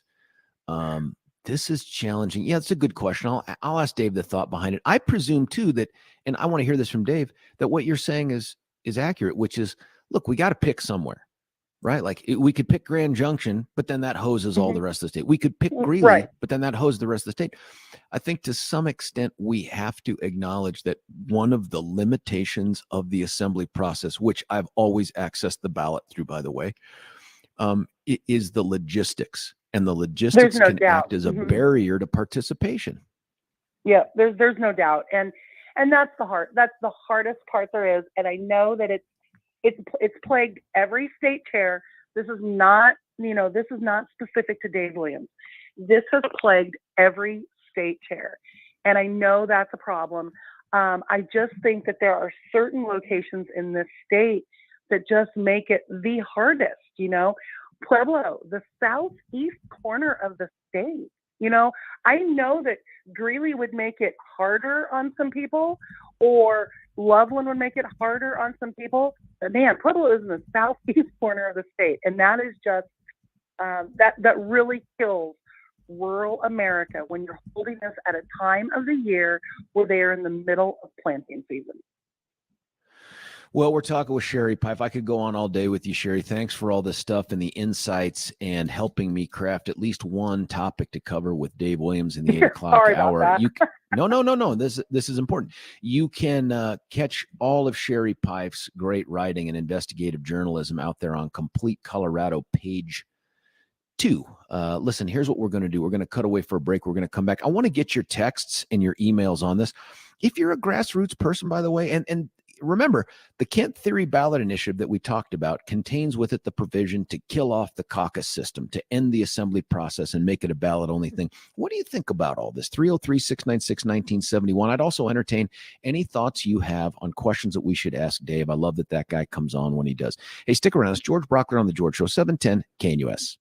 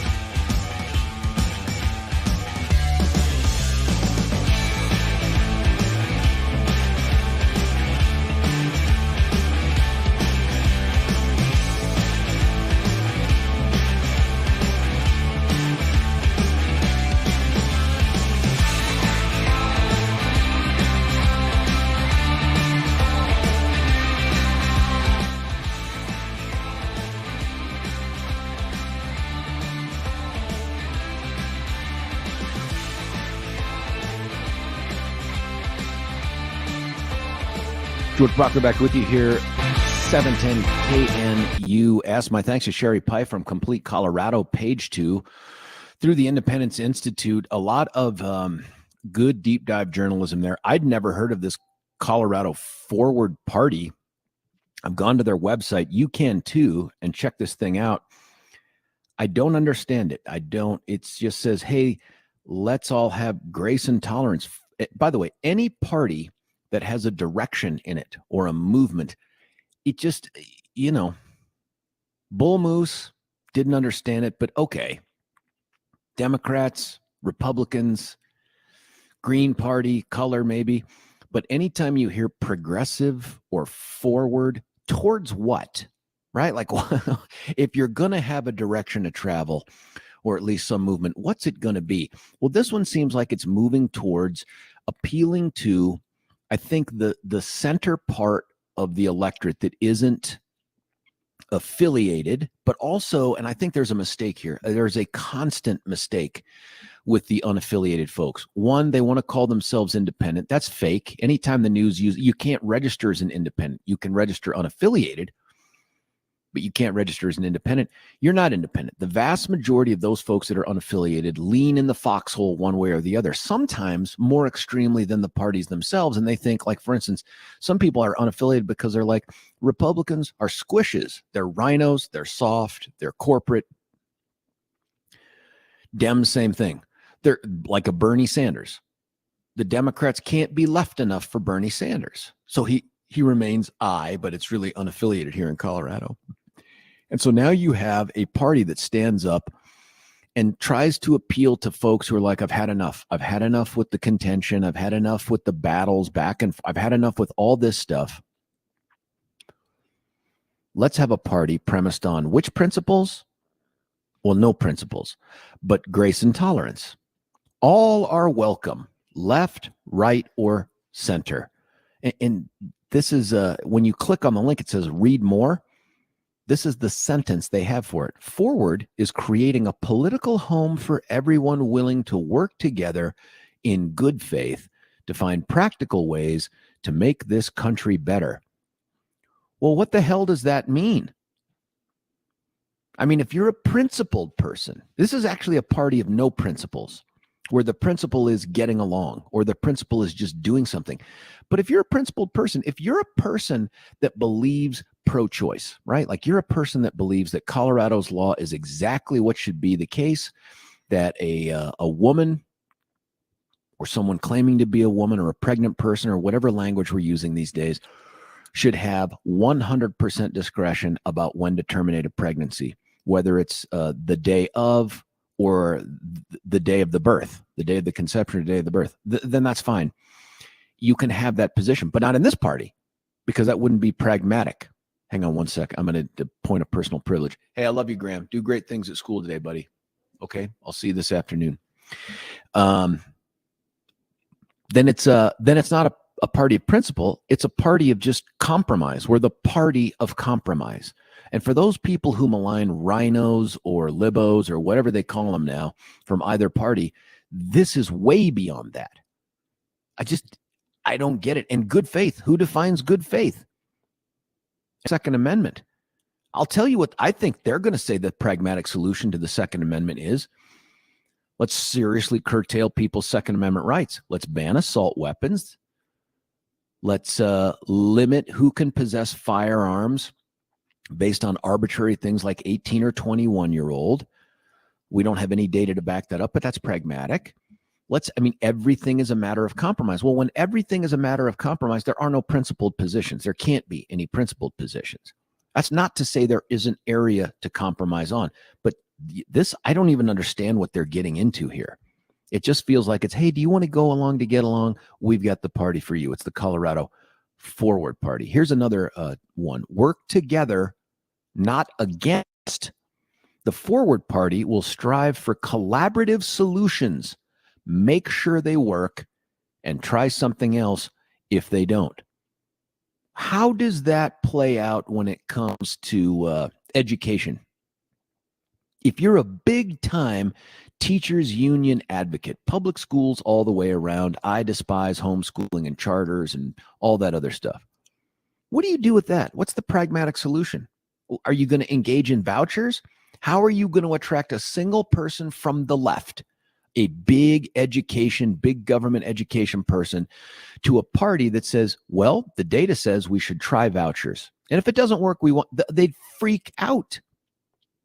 I want someone from this organization to identify themselves. And I think they realize the problem with that is the minute you identify yourself, you then become the party. And people are like, oh, well, I mean, if so-and-so, they were a Democrat their entire lives, or they push leftist, or they're a super conservative, which no conservative would sign on to this. But actually, maybe that's the question. Would you consider a Colorado Forward Party whose platform is, and I just want to read it to you so you know, the Colorado Forward platform is first and foremost locally focused and community-based. Have you ever heard of an organization that's locally focused but not community-based? It's locally focused but internationally based. Maybe. The party is building a platform framework that differs from the two major parties. It is not based on litmus, purity tests, or specific policy positions that all of its members must support. Rather, it's based on a set of principles that are defined below. Candidates should have policy positions. Parties should have guidelines and guardrails. Well, parties also have things called nominees. And when you have two candidates whose policies differ, how will the party determine who is the standard bearer? I'm going to ask Dave about this too. Has he ever heard of this group? Does he know who's behind it? It's just interesting. I don't know, man. There's not a single name associated with this. There's no entity that's listed on here. It's really interesting. 303-696-1971 is our phone number. Are you intrigued by this? Would you ever go down the road of joining an organization like this? Here's some texts. Man, Billy has been hard at work on responding to the text, brother. Billy, I believe Biden is destroying our country. I would rather see a challenger other than Trump. In fact, I would happily support DeSantis or Haley, as either would be preferable to Trump. I have several Republican friends, and none pick Trump first. The hatred of MAGA is very much overplayed. View 2022 Biden's red speech in front of the White House. That said, if the only choice is Trump, ... Man, I'm living with you, Daryl. I get that. I totally get that. Yeah, and Daryl makes a fair point. I've responded to people because we can continue some of the conversations, offline, because there's some other things that are happening. And Daryl makes a fair point. I understand, although I do think that the hatred of MAGA is not necessarily overblown, as I pointed out to him. Only about 25% of the electorate has a positive view of the MAGA brand, and around 50% of the electorate has a negative view. And that's important. The idea that you have to overcome that 50% of the electorate that has a built-in negative idea on it. That's something you're going to have to overcome if you want to have Trump in the White House during the next term. But, by the way, that having over 50%, even in just a electorate, matters to me, not in the polling part, but this is why that top two thing, that jungle primary thing, matters, because if you limit it to the final two, if that's the runoff, however you set it up, somebody's going to get more than 50%. You know that more than 50% of the voters will pick someone to represent them. Yeah. I prefer that all day to I won with 47% of the vote or 48%. I mean, let's get there. Here's some other texts. These are clearly people who do morning drinking. Medley from Denver says, Billy, your detractors choose to be delusional. Keep your voice heard. I love you. I don't know if you know Medley. Billy responded, and then she came back with, or he came back with, I don't know. Are y'all in the same building? Can you see each other? Well, we can see each other through the magic of video. Yeah. But this week, no, we're not in the same building. Yeah, you've got some we stuff normally to do. are. Yeah, you've got some stuff that takes care of that you got to do morning-wise. Yeah. So and the magic normally, of technology. Yeah, normally we're in the same building, look at each other through the glass and all that other stuff. However, I'm looking at Pebble Beach this morning, which is nice. The screen. Oh. Lou, who's running the video, we talked yesterday, and I said I so appreciate the fact that he puts up, when you're not here, just pictures of things, because it's like having a window somewhere else. So today I'm looking at a Pebble Beach. It's absolutely fantastic. He does the live feeds. These aren't just still pictures. No, it's like a live. feeds, I'm watching water and waves, and Yeah, it makes And me you get happy. to the So one thing cool. he had with the ice rink, you get to Yes. see people, the homeless. Yeah, he would sit there and he'd Hanging put up. out by Yeah. that rink. Oh, and you're absolutely right, because I'd show up here so early. He had an ice rink in New York, and it's not the main one in Rockefeller Yeah, Center. yeah. It's somewhere else, but it's really cool. It's a great shot. But yeah, early in the morning when I get here, it's mostly empty and a lot of homeless people milling about and some stuff on the edges, and then slowly you see it come to life. But yeah, you're absolutely right. It's one of the best things that happens. So I'm in Pebble Beach this morning. I don't know where you are, but I'm happy, and I'm at a tan later.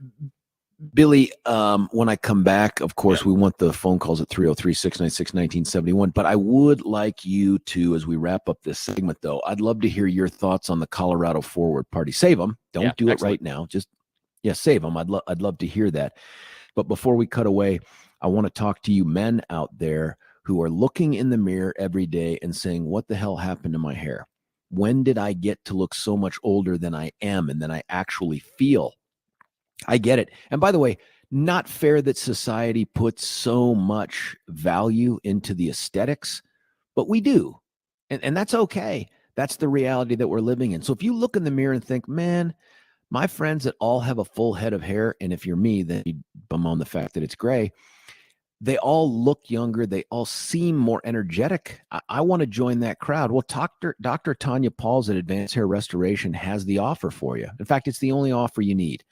And that is to give her a call to do something that is guaranteed to work. They have the best modern technology, top-rated physicians, and they make you an offer it's very difficult to beat or refuse. And that is to say, if you qualify for the advanced hair restoration treatment, simple one-day treatment, by the way, hair starts growing right away, $250 off. Yeah, and 250 free hair grafts. That's fantastic. Nobody in Denver can or does offer anything that great. Free consultation. Give them a call at 720-459-HAIR, H-A-I-R, not the rabbit, 720-459-HAIR, or check them out at advancedhair.com, advancedhair.com. When we come back, you, me, text calls, Billy, the Colorado Forward Party, and then at 8, Dave Williams. It's George Brauchler, 710 KNUS.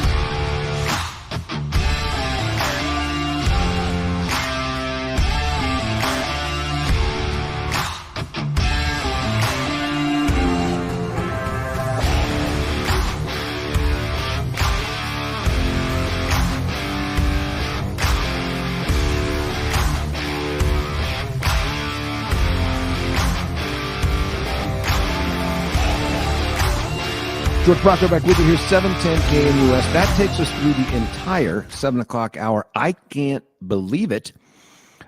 We are going to cut away here. When we come back, it's going to be Dave Williams. Billy, I don't know what the countdown is. George Brauchler, 710 KNUS.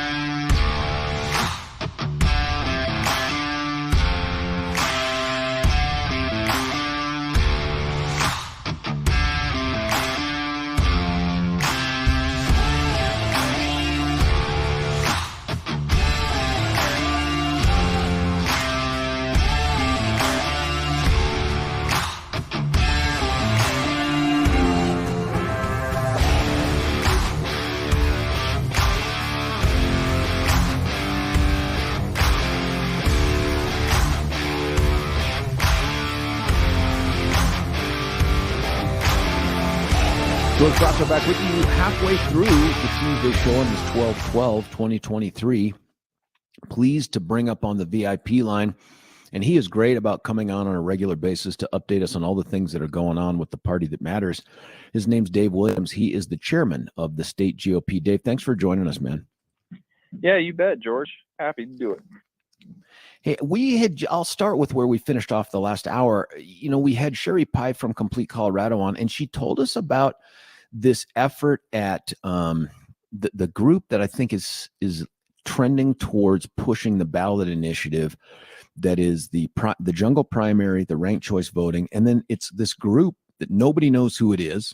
Maybe you do, called the Colorado Forward Party. Have you ever heard of this group? Only in passing. I really don't know too much about them, but obviously they're not friendly to Republican Party or causes. They're pushing the ranked choice voting and the jungle primary thing. It would the Kent Theory, former DaVita CEO guy, is funding this thing. It hasn't, the language I don't think is hit yet, but it seeks to dismantle and really do away with the caucus and assembly system. I don't want this to be too much of a softball, but thoughts, Dave?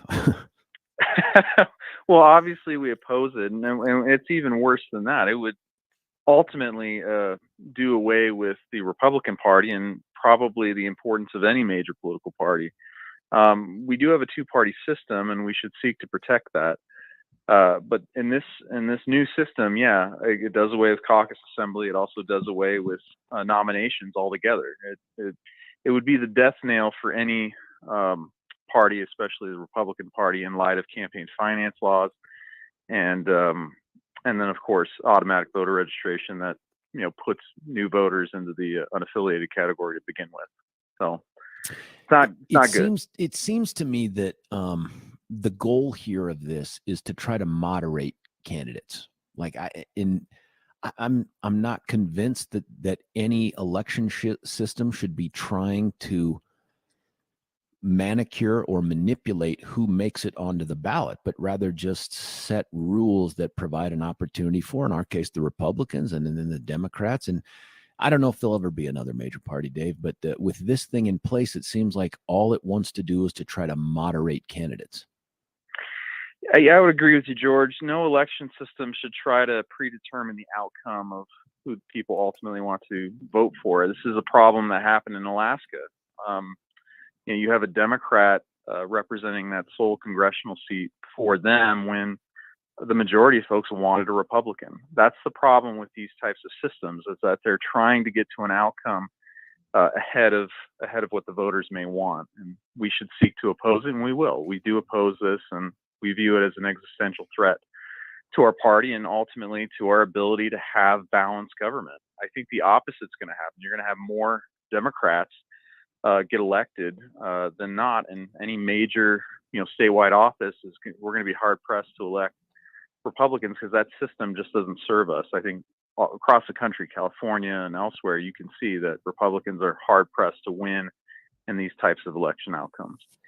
Somebody told me, and there'll have to be a deeper dive on this if this thing makes the ballot, but somebody told me Aspen went down this road and then almost immediately undid it. Like, nope, this sucks. We don't want to do this anymore. And if Aspen's going there, maybe it's less partisan than we think and more just, this is from a voter standpoint, not good. Yeah. I think that's a very important thing. We'll do our research on Aspen because I'm curious about that, not to bring it up. But, the Democrats don't even truly support, everything in there. I think they like certain aspects of what's being proposed, at least what's been reported on. But by and large, they don't agree either. So we'll certainly connect with them and see if there's an appetite to work together on stopping this scheme. Is there a universe in which the jungle primary aspect of this, the top two, could exist with the assembly and caucus system and be something that, I'm not sure if you're in favor of it or not, but that would not preclude the existence and participation of a party? I just don't know if you can mix the two, at least from what I've read in the news reports. I mean, obviously we'll have to look at the language once it gets finalized. but I just don't think the two can exist. I mean, the whole goal is to, at least from where we're sitting, the whole goal is to do away with the influence of the political parties, and most importantly, the base of those political parties. That's just not something I think we're going to be able to bring together. We're talking with Dave Williams, chairman of the state GOP. Every time you're on, I ask you the same question. How are we doing on the fundraising? I think we're going to do very well. We're on pace to end the year with about $500,000 cash on hand. It's pretty darn good when we started out with a little over $8,000 and a lot of unfunded liabilities or debts that we had to deal with when I took over. So we're pleased with where we're at, and we're going to push forward and do what we can to protect CD3, take CD8, and make some gains in the state. How do we do the reporting? How often do you have to report whatever the party raises to? And is it to the Secretary of State? Is it like a candidate kind of thing? Yeah, we have to report every month to the Federal Elections Commission, because that's where we direct most of our donations through the federal account. So anyone's welcome to go and look at that. It's at fec.gov. And just remember, it's always a month behind. So when we report on December 20th, that's going to show everything through November. What did we report then for November 20th, which would have only been up through, it sounds like, October or something like that? What did we report then? Oh boy. I don't have those numbers handy on me right now, but I think we had a little under $300,000 cash on hand.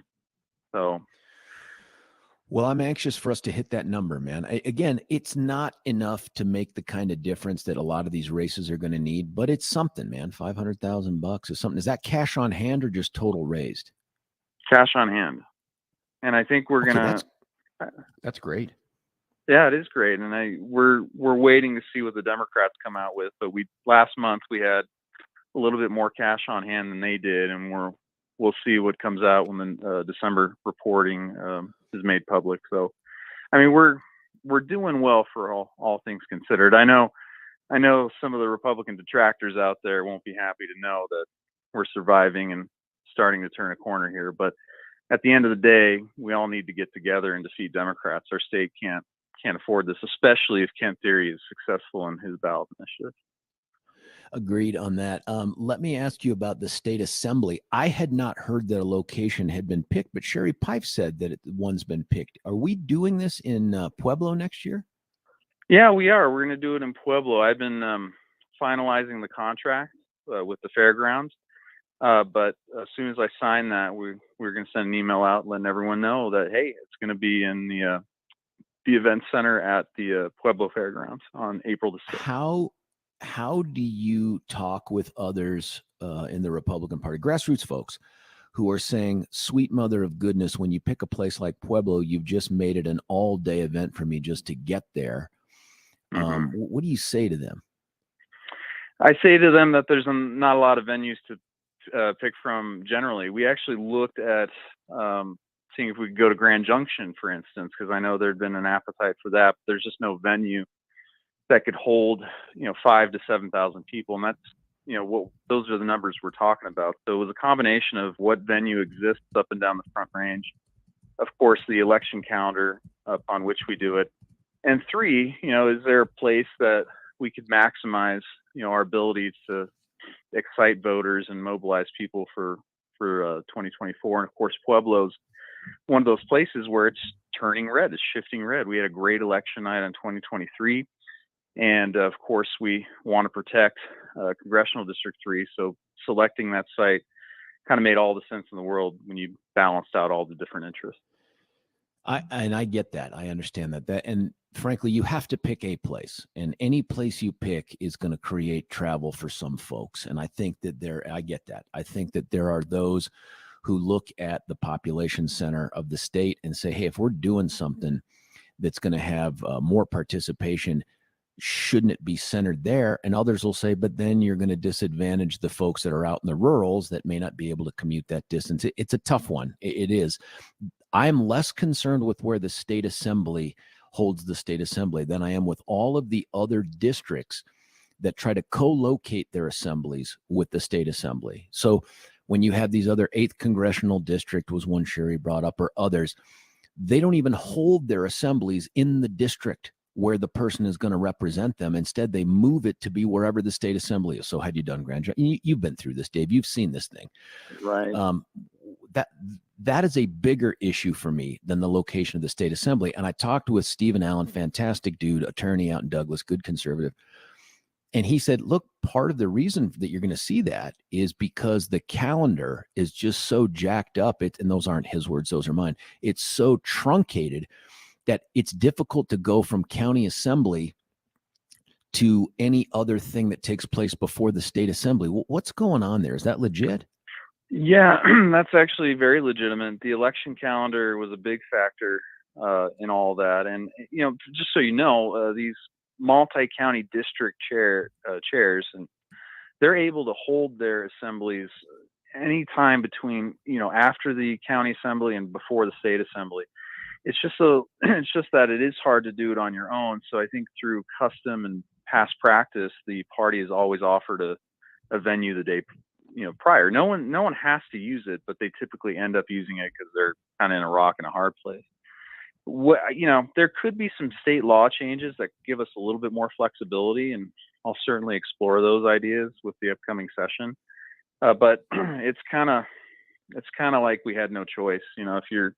Especially if you're a single county district, then you don't have to worry about it. You're going to do it at your county assembly. But if you're one of those, like Congressional District 3 has 20 plus counties in it, they, by state law, they got to meet after all those counties have met and then before the state assembly. So just the calendar and the time frame made it that they have to, more likely than not, show up the day before our state assembly and use the venue we provide. We're talking with Dave Williams, state chair for the GOP. One of the things that has been circulating around is this notion of the party kind of pre-endorsing President Trump for nomination. Talk through that. Where's the state party on this? Is it something that's being advocated for by the party? Is it something that's even appropriate in a state that has a primary for that exact purpose? Yeah, it's a very good question. This is being pushed by a wonderful Republican by the name of Darcy Showing. She's done a lot for Republicans and Republican causes, and she felt strongly that we need to endorse Donald Trump, very much like the Ohio Republican Party did. She approached me about it, and I said, well, that's not something I'm going to push for, nor am I going to call a special meeting for it. However, the bylaws are clear. If you can convince 25% of the Central Committee to have a special meeting, knock yourself out. I have no choice but to call it at that point. But, keep in mind, we have this pre-primary neutrality rule. And, from my reading of it, it doesn't seem like we would be able to do it, but I can't stop a special meeting if the Central Committee wants it.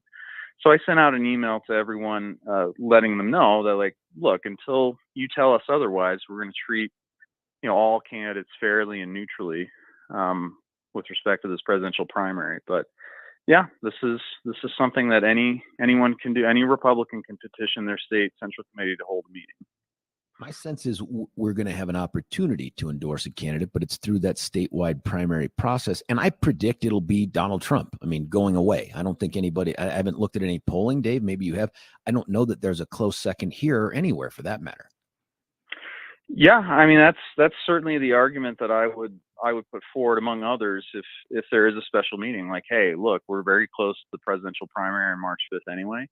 Let's just wait for the statewide Republicans to let us know who they prefer, and it's probably going to be Donald Trump, based on what the poll numbers we're seeing. But the other argument I would postulate is, look, we have a rule that says pre-primary.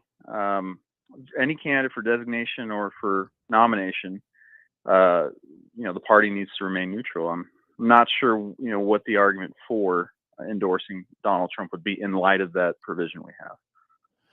But that provision, and I want to go back on something we talked about a couple calls ago, that provision must have an asterisk to it that says, hey, if somebody seeks to get on the primary ballot through something other than the assembly, then the party leadership could come out against them. Is that true? More or less, right? And but the problem with not problem, I guess the thing about that is that deals with all other candidates that are down ballot for the June primary. That pre-primary provision really doesn't speak to presidential candidates, and I think that's probably the angle that they're going to go, at least the proponents of this are going to go. And that sort of makes sense because that provision was created prior to the state presidential primary that was passed back in 2016, right, when we switched the system. Because prior to that, we were just selecting delegates to represent whoever candidate they liked to the national convention. So, I mean, it's an interesting debate to be sure, but I think the spirit of that bylaw is pretty much like, hey, let's just get past the primary, and then the party can talk about who they like. This one is a little more controversial for me. There is a Colorado GOP ballot and election security committee. I'll get to the second part of this, but how long have we had such a committee? Well, we've actually had it since Christy Burton Brown. She called it something different. It was I believe the Election Integrity Committee. I just went ahead and switched the name. And when Emily Brake left that committee, I went ahead and appointed Ron Hanks because he really wanted it. And I needed someone to fill that position. And so he's done it, and he's been working on what he's working on. And I commend him for his work. I usually let all committee chairs, I give them a great deal of latitude to do what they want. And so far, I'm not displeased with his work. Well, let's talk about that decision too. As you know, Ron was the assembly winner for the United States Senate nomination for the Republicans, but he ultimately didn't win the primary. And even though during that process he had committed to me, I mean, I was at this setting up at the Stampede, and I can't remember if you were there or not, Dave. I don't think so, but he had committed to me on stage, I will support whoever the Republican nominee is. And there was only two choices. There was him and Joe Day. Joe Day committed him to the same thing. And then sure enough, as you know, he campaigned against our Republican nominee for the United States Senate. That in and of itself is a bit appalling, given the fact that he went back on his public word. But the question that I have then is, why honor him with any position of appointment within the party if within not 10 years ago or 20 years ago, within the last election cycle, he took up arms against one of our party's nominees? Well, I think it's a fair point you're making there, George, but to be as blunt and direct as I can, if I excluded everyone, then we probably wouldn't. Well, everyone that made such a faux pas of sorts, then we wouldn't have a lot of people occupying these committees that have been made through tradition and past practice. So he wanted to do it. The totality of his record was fine in my estimation, and anyone else, no one else stepped up. I guess that's the other point to be made. Is it the kind of thing, though, and you talked about, hey, if we excluded everybody who did that, I don't know a huge number of Republicans that actively campaigned against our Republican nominee after pledging to support them. That's the part that gets me, Dave, is it's not, are the Republicans that are like, hey, I'm unhappy with Joe Day, I'd rather have a libertarian. That's a different conversation. The conversation we had here is, dude gave his word. Dude said, this is what I'm going to do. And he did it as a part of the process of trying to curry favor with primary voters. It didn't work out. And he took his ball and went home and then used the ball to throw it at our nominee. That's the part that bugs me. But my guess is if you had a similar candidate do that for any other office, like my guess is you would never appoint Joe Day to this committee if he wanted to, had he lost to Ron Hanks in the primary and then took up arms against Ron Hanks. You would say, dude, that's not Republican. That's just not what we do. And I don't think we're going to get resolution here on this. I'm just telling you, this one frustrates me quite a bit not because Ron lost, but because of what Ron did after he lost in light of his pledge. And so now you have a guy talking about election integrity on behalf of the party, not as Ron Hanks, Republican, but on behalf of the party. And it was just, I didn't expect it. And maybe it's a function of we just can't attract people to want to do these jobs, but it was just frustrating from a Republican position where I've never taken up arms against a Republican, whether I supported them in the primary or not. Look, it's a fair point. I understand the frustration, especially when you kind of bring these down to county level, issues. I've had my fair share of inter-party sort of spats or frustrations similar to what Ron did, in response to Joe O'Dea, on local levels. But at the end of the day, we gotta figure out a way forward. Do we exclude Ron Hanks in entirety for the rest of all time? Maybe. Well, from a position of representation in the party, maybe. Yeah, not from being a Republican. I don't believe that at all. But because that's not who we are either. We think you get to vote your conscience. I just don't think when you're voting your conscience means you take up arms against a party means you get to then represent them. Mm-hmm. It's almost like Section 3 of the 14th Amendment, man. It's almost like insurrection. Do you know what I mean? Like they took up arms against the good guys. Now we don't want you to represent the good guys. Go ahead. Well, let me say this. It's similar to what LBJ said, I think, right? I'd rather have the guy pissing outside the tent than in the tent. So, maybe go with that analogy. It sounds like, though, he's already whizzed inside the tent all over our nominee. And now we're like, you know what? We like you. You can be a part of us. But nonetheless, we're not going to get that resolved. It was just frustrating. Can we get to the substance of that, though? Sure. What he is saying, and I get this part of it. I don't agree with it. But what he's saying is we should not certify the 2023 elections, even though when it comes to things like HH and some of the school board races and other city council things, especially in Aurora, we applaud the outcome, right? Like Aurora has an 8-3 conservative majority. Aurora, that's incredible. But Ron is saying we should not endorse or support or ratify or certify, whatever term you want, the 2023 election. Two questions. One, is that the official position of the state party? And two, do you agree with it? Well, I mean, sure, it is the position of our party because he's the committee chair and we stand by what he said. But let's talk about why he did what he did. I think if you look at, carefully read, and I'm sure you did, George, when you carefully read what he put out or read what he put out, he's making clear that the whole system that we have is problematic.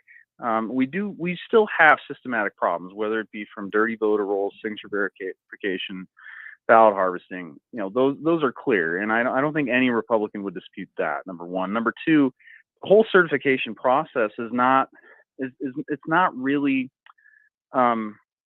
something that we should take seriously in light of what Jenna Griswold has done to change election laws. It used to be that certification mattered more when the canvassing boards were actually independent. They're not so independent anymore, especially in light of, I can't remember, it was a Senate bill that was passed 2 years ago or so, that essentially centralized power with Jenna Griswold. At the end of the day, if and when a canvassing board refuses to certify an election, it's just going to be certified by the Secretary of State anyway. So there's not true independence or checks and balances on our election system as it relates to Jenna Griswold and her power and what the counties and their clerks can do. So is this just an act of procedural defiance? It makes no difference?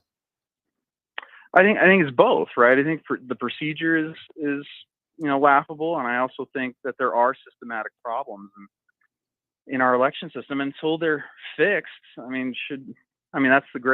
sort of the crux of the argument. We have systematic problems that the Democrats refuse to fix.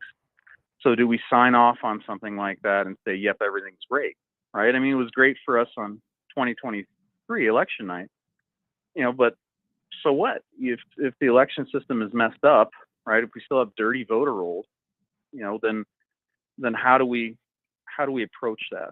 What's our position on that? Well, do you and I understand that taking the issue with the procedural things, but the substantive outcome of the vote, do you doubt that was the expressed will of the majority of voters for those individual races in that ballot issue? No, and I don't even think Ron Hanks doubts that. I think what you saw was probably a fair estimation of what happened. There wasn't, for the Democrats, were not able to successfully ballot harvest like they normally do in order to pass Prop HH, along with, getting past the marketing and the truthfulness of it all. But no, I think that was a fair estimation of it. In our view, though, when you have these systematic problems, do we want to endorse that? I don't think the answer is yes. Why do we believe they weren't able to ballot harvest as they had done in prior elections?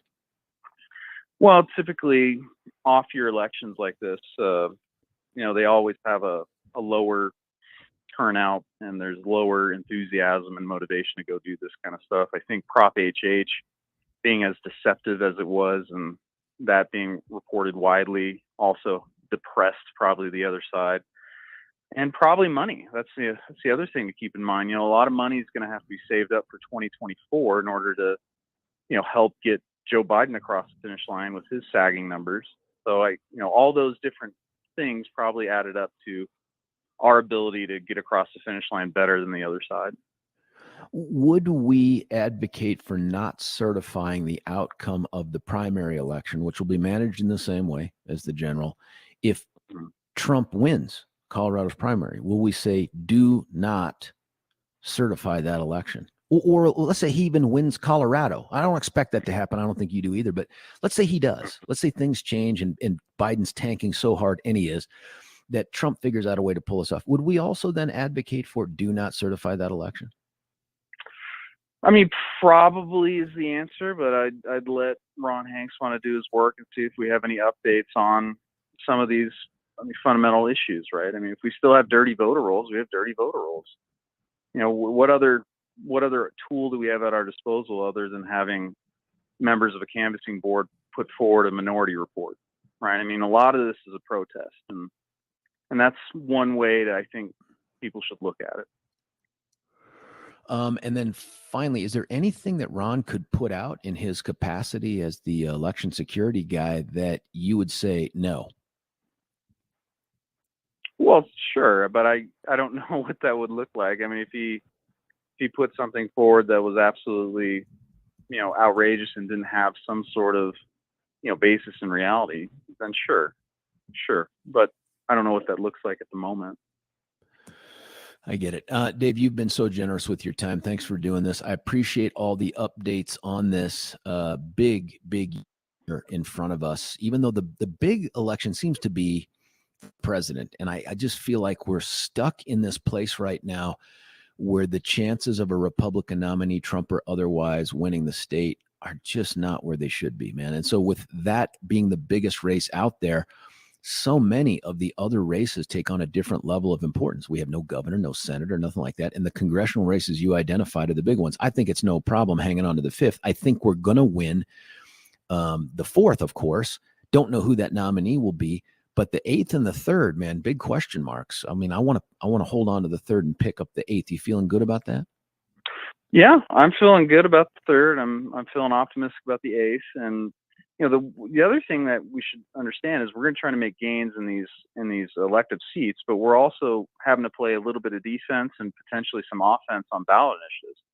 There's going to be a whole lot of ballot initiatives, and there's one big one that I know Advanced Colorado's putting out with respect to property taxes, right? That's an offensive opportunity battle that we want to be a part of and help pass.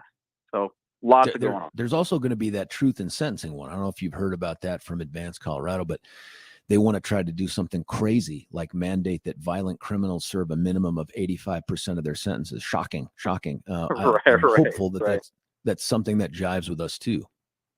Yeah, of course. I mean, even though Donald Trump or whoever the nominee is going to be at the top of the ticket for this election cycle, there's plenty of opportunity to localize this election and get something done that's beneficial for Coloradans at the state level. Dave Williams, as always, extra generous with the time that you give us. Looking forward to having you back after the holidays. Merry Christmas to you and your family. Happy New Year, and let's go turn this state red. You bet. Same to you, George. Take care. See you, Dave. Hey, that was Dave Williams with the state GOP. He's the chair of it. We'll take a lot of texts coming in, by the way. We'll get to those. I couldn't ask all the questions you guys texted, but they were great questions. And then you can call us at 303-696-1971. Get those phone lines going. We'll have a conversation. What did you hear? What other questions do you have? I want to tell you about Dan Kaplis. Dan is a freedom fighter. And what I mean by that is it's not just him seeking justice on behalf of those who are hurt, but understand fundamentally what he and Babar Wahid from the Dan Caplis law firm do on a day in and day out basis is to take individuals who have been hurt by someone else or some other company or some other entity, and they've limited their lives, right? Because if you're in pain or if you've lost the use of a leg or an arm, or my God, you've lost a loved one, your life is smaller. Right? Your life is a little more caved in, a little less free. Enter Dan Caplis. Dan will go out there and find a way as best we can under a civil justice system that says, hey, money's the only way you can really fix this thing. And to try to provide you with the means so that you can expand your freedom a little bit more, to try to compensate for what was taken from you. If you want a proven victor, a proven freedom fighter, then you want to call Dan Caplis at 303-770-5551, 303-770-5551, or you can check them out at dancaplislaw.com. That's Caplis, C-A-P-L-A-S, dancaplislaw.com. When we come back, your calls, your thoughts. I'd love to talk more about the Ron Hanks thing, but I also want to talk about the state assembly and all those other issues we brought up with Dave Williams. As George Brauchler, 710 KNUS.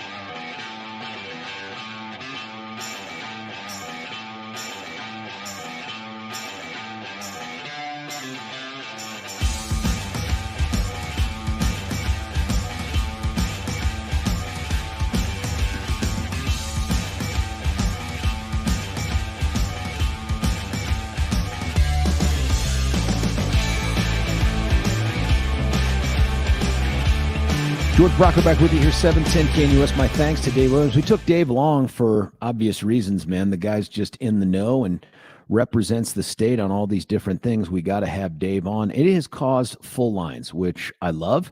I want to tell you right now, because of the way we have time left in this segment, I'm going to take everybody. You stick around. I will take you on whether we finish you before this segment or even the top of the hour. It's just too important that we have this conversation. I can tell from the text as well. So you stick around, and it's Neil and it's Bill and it's Jay and everyone else is trying to call in. I'll let you know when the lines are open. We're going to keep this conversation going. The holidays are on us, as you know. One thing I'm doing, and in fact, I'm doing it, I think tomorrow, is I'm having Brent and Joyce Tolliver, one of them, maybe both of them, come out to the house and do the whole roll them out shelves thing where they're going to take a look around, look at all the cabinets in the laundry room and the kitchen, the bathrooms, and they're going to say, this is how we can make your house awesomer. And cost-effective way to do that is the roll them out shelves. I've watched the videos online. I'm pretty excited to see what ideas they have, even things I hadn't even thought of. I think they're coming out to my house tomorrow, and they're going to do it. You can have them do it too. Easy peasy. Free estimate, 303-475-9601, 303-475-9601. I'm looking forward to joining the all 100% 5-star reviews. Yeah, that's not a misstatement. That's legit. You can check them out at rollemoutshelves.com. That's rollemoutshelves.com. Neil, you're on 710 KNUS. Neil, what do you think? Well, I just kind of took exception that Dave Williams says a lot of good things, but when I can't say out and out justified, but he didn't really give much reason why he accepted Ron Hanks. And what gets me about Ron Hanks is,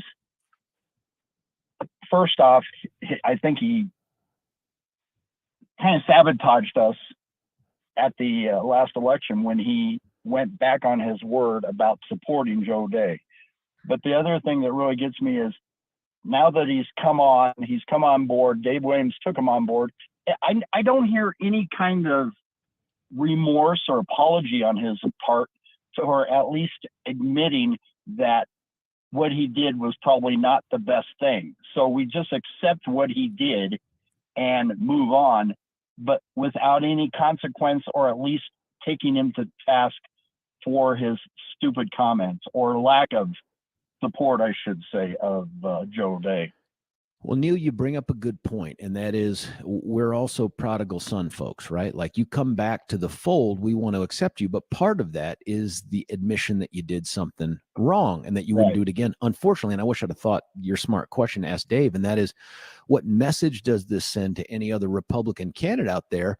You can go ahead and lie on your pledge to support someone, flip on it, and there will be no consequences from the party, that you'll just be accepted. That's an interesting point, man. Had he come out and said, you know what, I was upset, there was this reason, there was that reason, or had Joe O'Dea changed his position on something, which he hadn't. He'd already come out with his abortion position before Hanks made his pledge. Had those things happened, maybe we have a different approach. But Neil, I think it makes a lot of sense what you say. Well, and I just think it kind of characterizes Ron Hanks for the future, because if he's going to not even admit that he did something wrong, what's to say he doesn't pull some other shenanigan in the days ahead that would just kind of highlight his integrity? My main issue with Ron Hanks is I think he has no integrity, period. I don't care what he does good from now on, but because he did what he did and he's not sorry for it, the man has no integrity. And I'll leave it at that.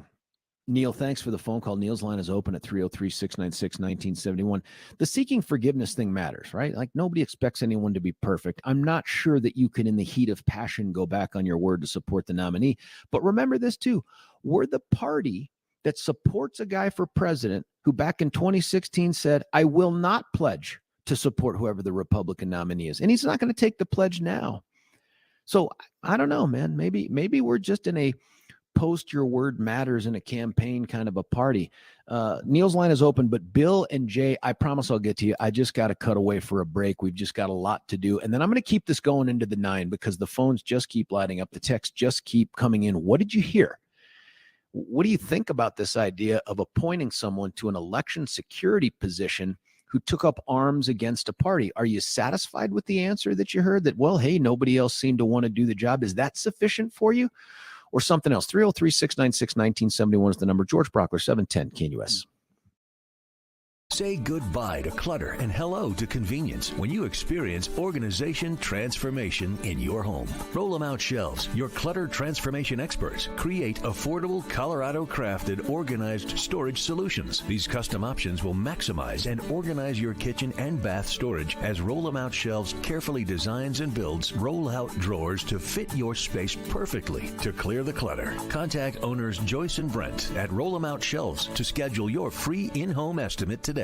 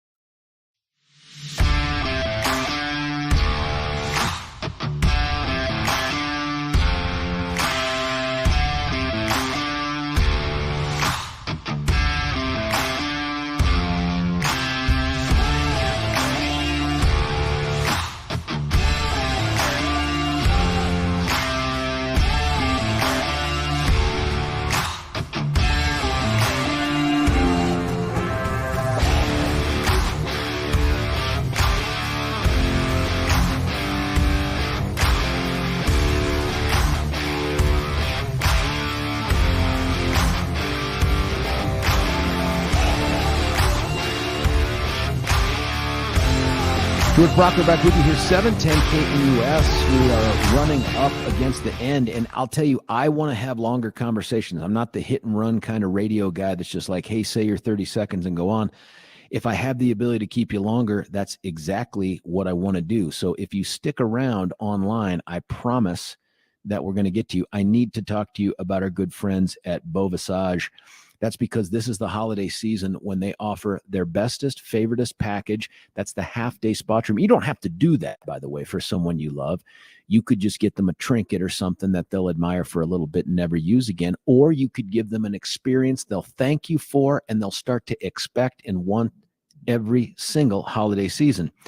At Beau Visage, they do everything. The European facial thing. I had a facial. I think mine was actually Southeast Asian facial. No, I'm kidding. I don't know. But they offer the European facial. They offer the therapeutic massages, skin and nail care. They do it all. They do the half-day spa package with a catered lunch. First-class service, professional, 303-779-5002. 303-779-5002 or bvspa.com. That's BV as in Beau Visage, spa.com. Listen, bunch of texts that have come in, and I promise you that Bill and Jay and everyone else that's going to call in here, we're going to get you on the air. I promise you. Says, this sounds like our Methodist Church, Lisa in Castle Rock. If, God, some of these, man, because Billy, you've responded, it's hard to know what order here. Several members of Congress have everything they need. The Democrats are blocking everything. The Department of Justice blocking everything. I rest my case. Sounds like a party invented by artificial intelligence. Huh. Here's one. Trump is, the Colorado Forward Party. How much time do we have, my man? Here's why the right should promote abortion. The people who get abortions are left. That means a hell of a lot of leftists won't be voting. Listen, we're going to keep this conversation going when we come back. Stick around. George Brauchler, 710 KNUS.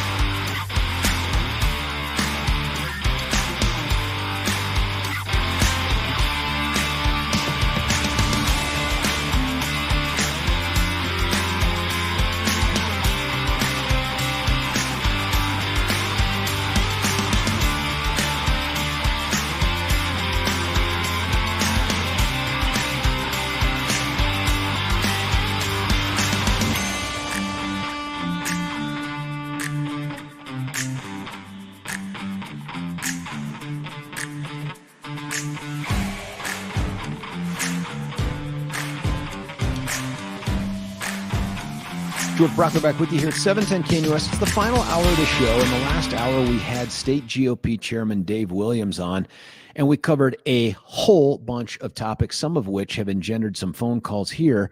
The one that I found most interesting was about the issue of Ron Hanks, who I'd mentioned before. This is a guy who was our assembly winner for the Senate, not by 50% or anything, but there was such a crowded field, won the assembly and then pledged to support whoever the nominee was, and then went ahead and took up arms against Joe O'Dea when Joe O'Dea defeated him on the primary ballot.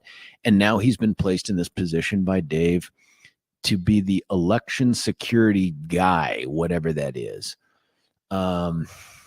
I appreciate Dave's answering those questions, and I appreciate him acknowledging, hey, that's a fair question, but here's why I did what I did.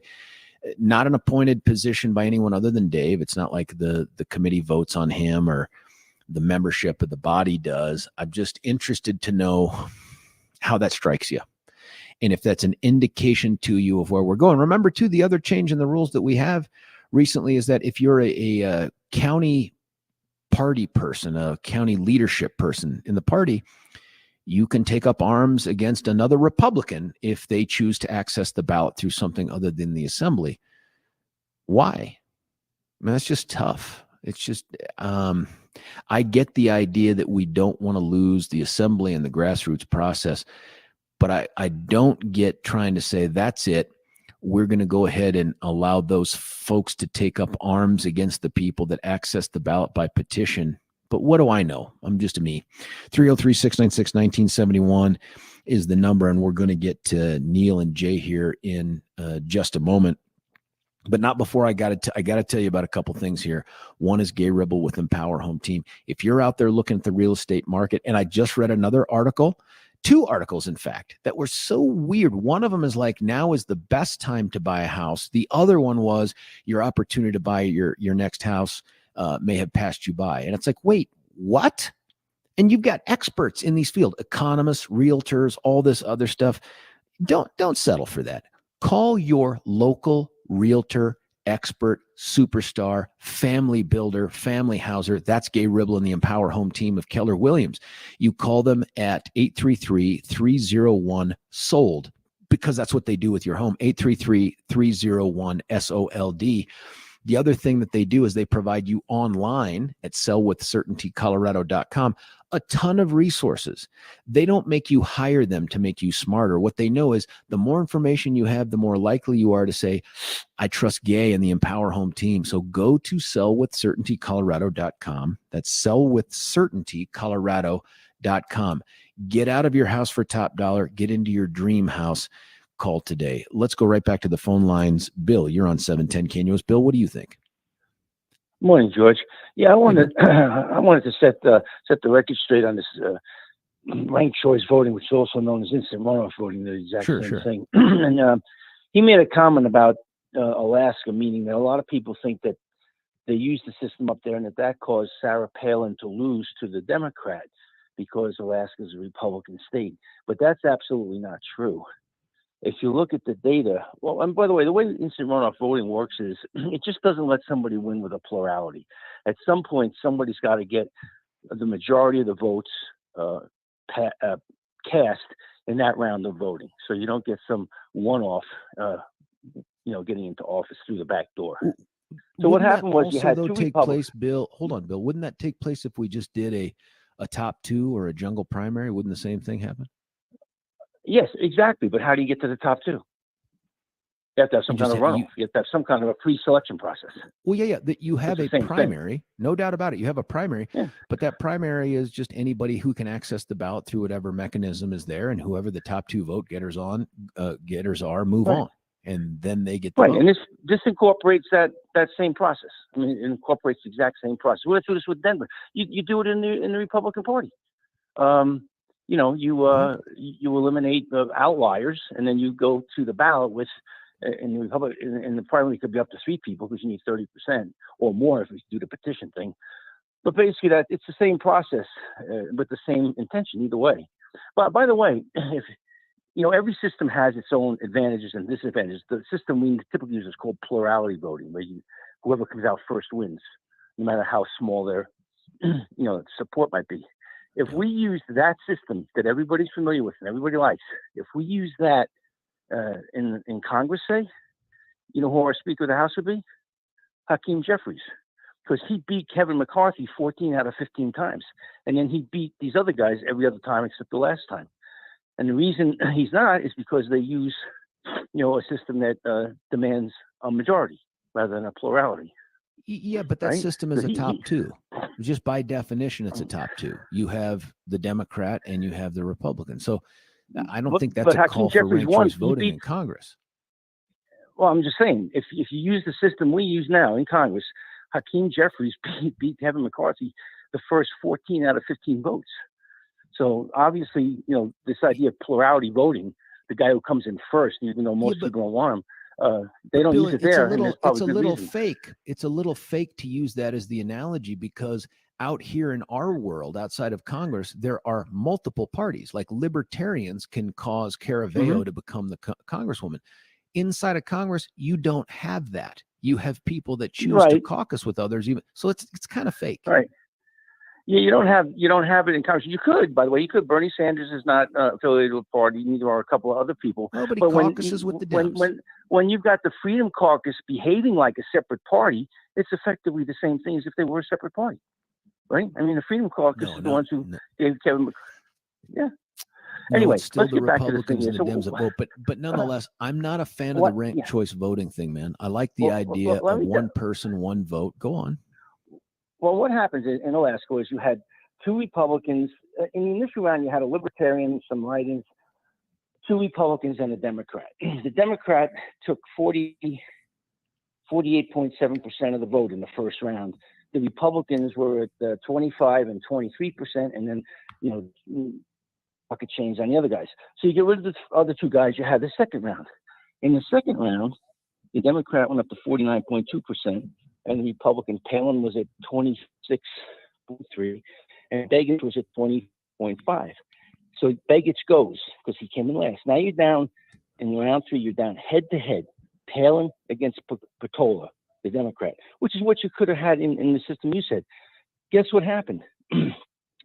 14,000 people who voted for Begich did not vote for anybody in that last round. They just said, no, they must have said, you know what, if it's between Palin and the Democrat, devil may care, who whatever, I don't care, I'm not voting. 7,000 people who voted for Begich switched their votes to, gave their vote to Patola. 43,000 gave their vote to Palin. But unfortunately, Patola won, but 137,000 to 112,000 over Palin. It wasn't even that close in the final round. She won 55 to 45. So that's a 1-to-1 vote right there. That's as if they had gone to that vote in the first round. No, I don't agree. The last round always comes down to two people. The idea that somebody can win who was everybody's second favorite choice, that's not great.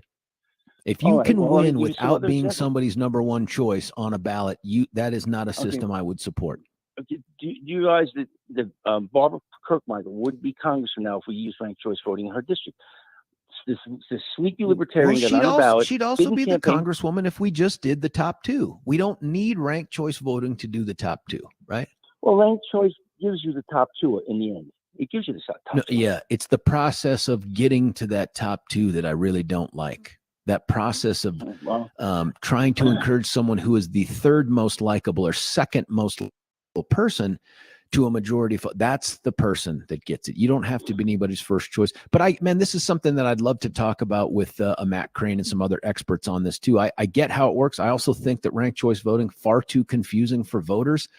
I think there are more places that have tried it and abandoned it than have tried it and said, we love it. That's another thing to look at. But Bill, thank you for your phone call. Hang on, Bill, I got to go. 303-696-1971 is Bill's number. I'm going to get to Jay here in a moment. And hopefully you're filling up Bill's line. I think Neil's line is filled. So I think we have one open. Want to tell you about Doctors Richter and Snyder. They're my teeth people. You know them better as dentists. No, it's not like Dr. Julia, a surgeon. They do all the other stuff where hopefully you never have to get to a surgeon because they've got all the cutting edge technology. But the best thing they bring to the table, I'm telling you, is them. and their outlook and commitment to the community and to you, their patients. They just don't view you as a dollar sign, an insurance. They don't look at you that way. They look at you as someone that they want to help, and they look forward to seeing every 6 months, or at least that's how they pretend to do it with me. No, I'm kidding. I have Shiloh as the person I've worked with the last 3 times. She's just fantastic. And I think whatever they put her under so that she can deal with me, they just got to keep it going. I love going there. You will too. Take a knee from your current dentist and go check them out at twinaspendentalcenter.com. You're going to find that Doctors Richter and Snyder are 2 of just the nicest, most affable, but also most skilled people that you're going to run into. They just do a great job right there at the corner of Stroh and Parker Road. Easy to get to from just about any direction. Give them a call at 303-841-7466, 303-841-7466. Jay, you're on 710 KNUS. Jay, what do you think? Well, thanks for taking my call, sir. Sure. Listen, I just learned more about ranked choice voting than I care to, and it just reinforces my opinion that it is a freaking clown show. So that was like Joe Biden presenting ranked choice voting options. That was ridiculous. So what do you not like most about it, man? I have my concerns, but what do you not like, most about it? Simply because you're allowing second place vote for a lot of people to become the first place vote just simply by being in the same room. And this is rife for backroom deals that we'd never know about, with a bunch of people trying to run to get votes away from other people. And then, I'm not saying that doesn't exist now, but for God's sake, that just makes it even more apparent that there's to be massive fraud in that. And then the normal voter wouldn't know. They wouldn't suspect this is going on until it's too late. And then you stare at the guy, you're like, I guess he could be all right, but this is my guy. And then the guy who they think might be all right actually wins. But not the actual first choice. Anyway, I didn't call to talk about that. It was just listening to that. Listen to that insane presentation was kind of funny. So, listen, I've called to talk about Mr. Williams. I was a Republican in this state until about 3 years ago, and I finally just pulled my support for the party, pulled my name off the rolls. I am now a registered independent. The Republican Party, what I heard from him was just simply voiced an embodiment of what I view the Republican Party as before I left. No commitment or enthusiasm for the party in his voice. He sounded more aloof and spoiled and or disconnected from reality to where we are as a party, where the Republican Party is as a party right now. He sounded like a man just wanted to maintain the seat at the trough without actually having to make the hard decisions. His position on what are those hard decisions you'd want him to make, Jay? What are the hard decisions? No. What I'm saying is not that he would be able to make them now, but if their party actually became elected and was in leadership roles in this state and the majority in this state, you would have to make hard decisions. You would have to overturn some of the insane things that these Democrats have come up with in the last 10 years. And I don't think he wants to do that. I don't think any Republican I've listened to so far in the last 15 years wants to do that. And don't even get me started on Ken freaking Buck. So his position on Jay, tell me if a candidate. Hold on, Jay. If a candidate were to come forward that you could say, okay, that's the kind of Republican I could support, that might even bring me back to the party. Give listeners some idea. What's the position they would have to take on a specific thing where you'd go, that's what I'm talking about? Okay. So you've got to have morals and ethics and have a spine and take a stand on something. Okay. I'm not saying let's put abortion at the front of the ticket and run on. No, I'm not saying that. What I'm saying is you've got to be able to say that's wrong. This shouldn't be done that way. We're doing things stupidly as a state, and we're costing our taxpayers millions and millions of dollars to do stupid things. Let's stop that. Whether it's homeless enablement, whether it's illegal immigration, disasters going on, we can't afford any of this stuff. We can't. I don't know why we think we can't. Anyway, being able to take a stance on something, George, where the person who's running can actually make a point that's salient and that sticks with the public, and that they know, you know what, that guy stands for something, whatever that is. Right now, we don't stand for anything, dude. That's why I left the party. They're trying to make everybody happy and not piss off the Democrats so they can maintain their seat at the trough and still get some semblance and sippage of the power without having to go in and actually make the hard decisions and try and look like the bad guy. And you know what? When you make tough decisions, sometimes you look like the bad guy. But that's what tough decisions are. But let me tell you something. His position on Hanks is ridiculous. What, we have no punishments now within the party for people who attack the party from within? This is preposterous. Neil was correct when he was talking earlier. The Colorado Republican Party should be listening to the words coming out of my mouth. I have no confidence or trust in your ability to lead this state when you can't even make the right decision in your own house. And I'm out. Jay, what are you going to do with your vote in 2024? Oh, dang, Jay, you punched out. I was going to ask the big question. I appreciate. That's what kids say. They say I'm out and then they leave. Is that Jay doesn't sound like a kid though, man. He sounds like us. That's what my kids do to me when they're tired of listening to me, and most listeners here too. I would at least appreciate a peace out or something like that. Listen, we're going to cut away for a break. We're going to get back to David and others who are on the line. Jay's line is open because he's out at 303-696-1971. I wanted to ask Jay, well, what are you going to do with your vote, man? I get that you're not going to wear the jersey. What are you going to do with your vote? And then I was going to ask him about that Colorado Forward Party. Maybe I'll do that if David and other callers as well. We'll get to the texts. Gosh, I'm interested in knowing what you think about this stuff, this Colorado Forward Party, what we've done with Ron Hanks. I'm interested in the state assembly, too. There are texters who have come in and said, whoa, what about this? What about that? Interesting, important stuff to talk about right here on the George Show on 710 KNUS. Let me, before we cut away, tell you about QC Kinetics. You want to give yourself a gift this holiday season? How about make a New Year's resolution? In 2024, I'm going to live pain-free. If you've got pain in your joints, the knees, the elbows, the shoulders, the lower back, neck, whatever, there's only a few options that you have. We've talked about them all the time. I'm just going to tell you about the one you need to educate yourself on. Very easy to do so that you at least can make a decision. I'd rather have the pills. I'd rather have the pain. I'd rather go under the knife. Or I'd rather use me through regenerative medicine at QC Kinetics to cure me. Needle in, needle out, you walk in, you walk out, boom. That's just how it works. Get rid of that chronic joint pain. You can have life-changing results. It only requires a little bit of effort on your part. Call 303-900-8986, 303-900-8986. Tell them that George Brauchler told you to call, and you can check them out at qckinetics.com. That's qckinetics.com. When we come back, David, everybody else on the phones, on the text, it's George Brauchler, 710 KNUS. Say goodbye to clutter and hello to convenience when you experience organization transformation in your home. Roll them out shelves. Your clutter transformation experts create affordable, Colorado-crafted, organized storage solutions. These custom options will maximize and organize your kitchen and bath storage as Roll them out shelves carefully designs and builds roll-out drawers to fit your space perfectly to clear the clutter. Contact owners Joyce and Brent at Roll 'em Out Shelves to schedule your free in-home estimate today.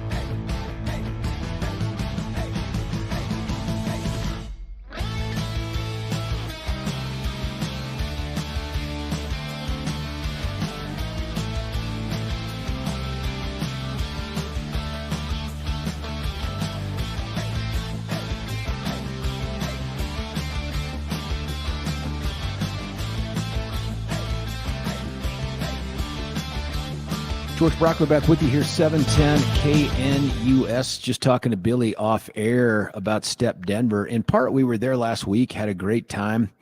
Love to have gotten Pete some more airtime on there, but they just had so many folks from the program that wanted to talk, people going through there. And I always feel like that's the most impactful thing at all, of all of it. I donated my car. Now, you don't have to do that. You get to do that.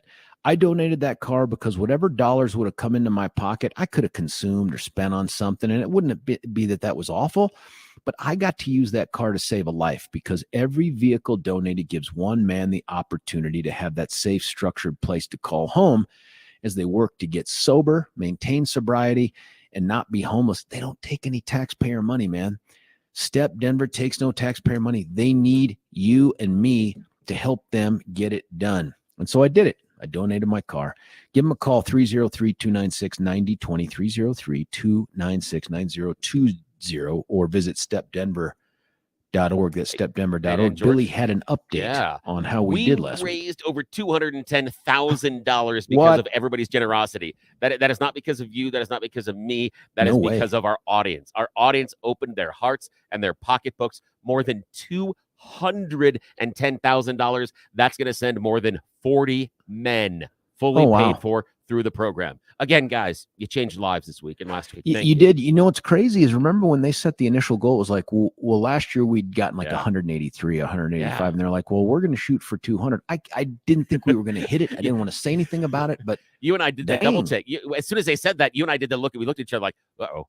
That big 210's a lot. Yeah, I'm like, well that's fantastic news, man. Yeah, congratulations. And thanks for the hard work. But again, you, the listener, you guys made that happen. You guys should be really, really happy with changing lives and what that's going to mean to our community and to those men in the next year or so. Thank you so much. Agreed. Let's get to David. David, you're on 710 KNUS. David, what do you think? Oh, thanks, George. Yeah, it's there are two different angles. The ranked choice voting, San Francisco has been dealing with that for 25 years now. I think it was 1998 we started it, and it works great. And it's the idea that you can pick your favorite. Oh yeah, you can pick your favorite, and if your favorite, and we typically have 1, 2, 3 for your favorite, and so you can pick your favorite, your second favorite, your third favorite. Now it gets rid of the primary, because you don't have it essentially puts the primary and the general in the same election. So your favorites, the 1, 2, 3, is basically how the primary works, and then you end up with the real results the same night. And the real advantage of it is that the fat cats, the richest, most corrupt, who are buying elections, can get swamped out, because usually their candidates are not anybody's favorite. They're just who the rich guy chooses. Everybody knows who the crooks are, but if the crook makes it through the primary, everybody's stuck with holding their noses.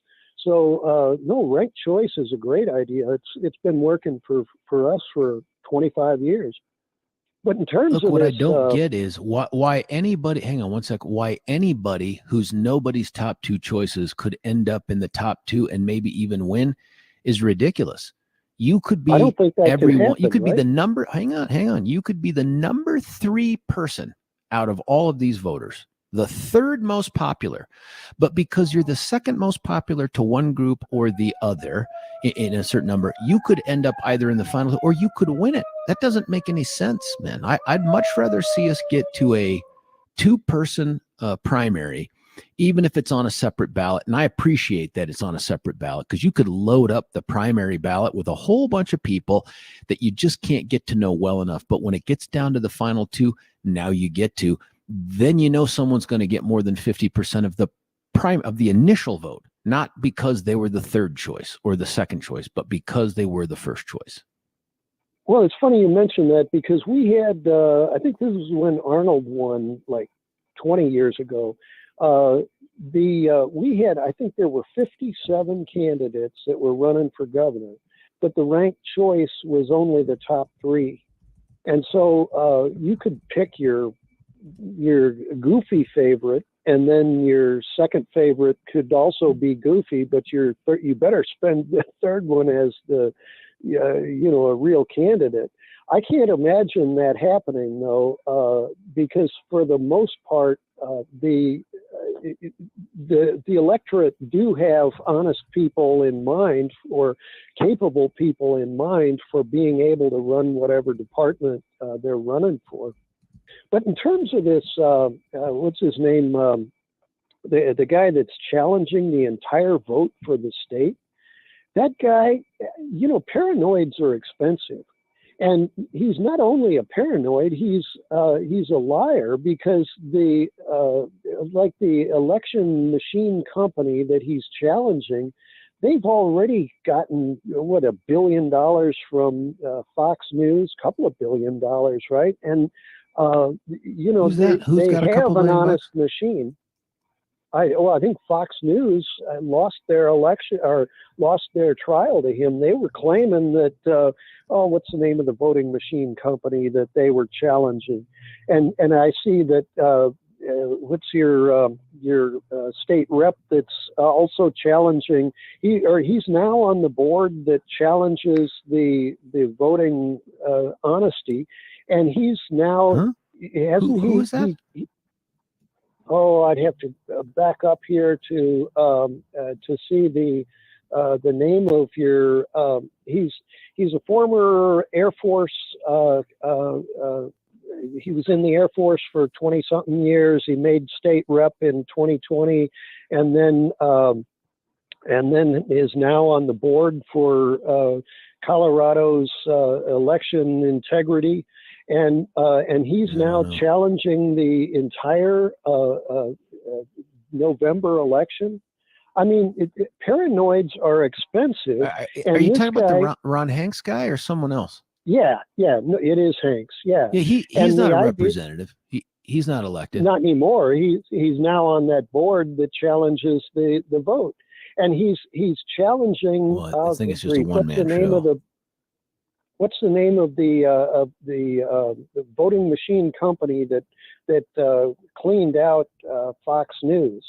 Fox News was lying about Dominion. Rudy Dominion Giuliani. Did. Yeah, Dominion. Right. Yeah. So Hanks is now challenging Dominion. So he's going to get Colorado drained, trying to, how much money is Dominion going to now suck out of Colorado because of Hanks?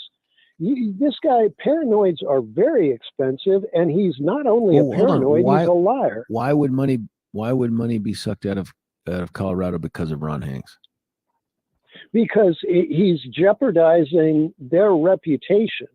They have a clean reputation, and he's now coming up with another allegation that, and what's even worse is all of the small counties that are, they have a struggling effort to try to pay for, Durango County, even the tiniest counties, Costilla County, has only got 700 people in it. How are they going to have to deal with paying for a challenge to all of their votes? It's just they don't have the money to be able to deal with this. If you listen to Dave, jackass. what he's saying is that this is really a bit performative. And that is, there's nothing they can do to stop it. There's nothing they can do to officially challenge it. All this is asking clerks and recorders, and it's almost like a litmus test for them, by the way, but asking them not to certify the election, which will, according to Dave, have no consequences in terms of whether the election ultimately is certified. So it just feels like it's a protest of sorts. Well, in the long run, he's expensive, and he's like grabbing for headlines, but he's going to cost the state a lot of money, and distrust. Now you're going to have the rumor mill saying that, I don't even want to start rumors myself, but the idea that a guy like this should be smart enough. If he was in the Air Force for 22 years, you would think he'd have a little scientific knowledge, but apparently he doesn't. He's just a dumb paranoid. And the idea that a paranoid is going to trap Colorado into a whole bunch of legal jeopardies that are going to bankrupt or cost the taxpayers. I don't think anything Ron Hanks does is going to put anybody in legal jeopardy. Maybe him and the party, but certainly not the state of Colorado or taxpayers. Hey, David, somebody texted in here and says you sound a lot like a guy named Tony who calls in a Pete show is that true? No, I'm not a Tony. I'm David, and if he recognizes my voice, it might go all the way back to I lived in Grand Junction from 82 to 90 and ran for U.S. Senate in 90. And any number of different times I got on the radio. Maybe that's it. A lot of people recognize my voice probably from years gone by. Yeah. Hey, Dave, thanks for the phone call. I appreciate it. Dave's line is open at 303-696-1971. Some of the texts here disagree with Dave and the whole ranked choice voting thing. Here's Dave, no ranked choice voting. It seems like I have my own concerns with ranked choice voting, and I'll be honest, and you probably thought the same thing too. There's not going to be anything that I adopt because San Francisco has adopted it too. Like, that kind of stamp of approval is not a measure of anything that I would consider to be quality. San Francisco's the city they had to take a bulldozer to clean out all of the homeless and the needles and the human feces and all that stuff when world leaders were coming to town, like Xi Jinping, because they wanted to hide the fact that it's a dumpster fire of crime and humanity. If that's what happens as a result of ranked choice voting, maybe it's time to rethink the ranked choice voting thing. Listen, another thing you might be thinking when you hear some of this conversation is, I'm going to pull my hair out. Well, don't do that, because the hair thing is a big deal. If you're a guy and you're looking to give yourself something in a stocking, how about a certificate to go check out our good friends at Advanced Hair Restoration?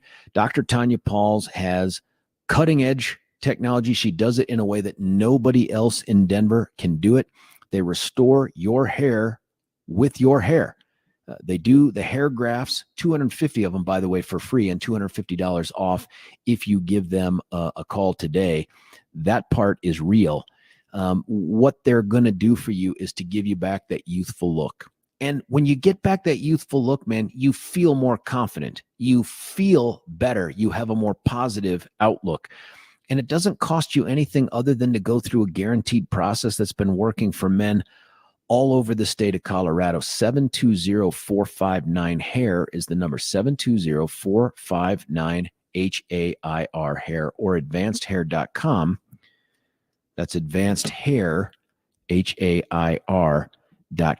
Let's get to some of these here. Oh, okay. How does ranked favor one party?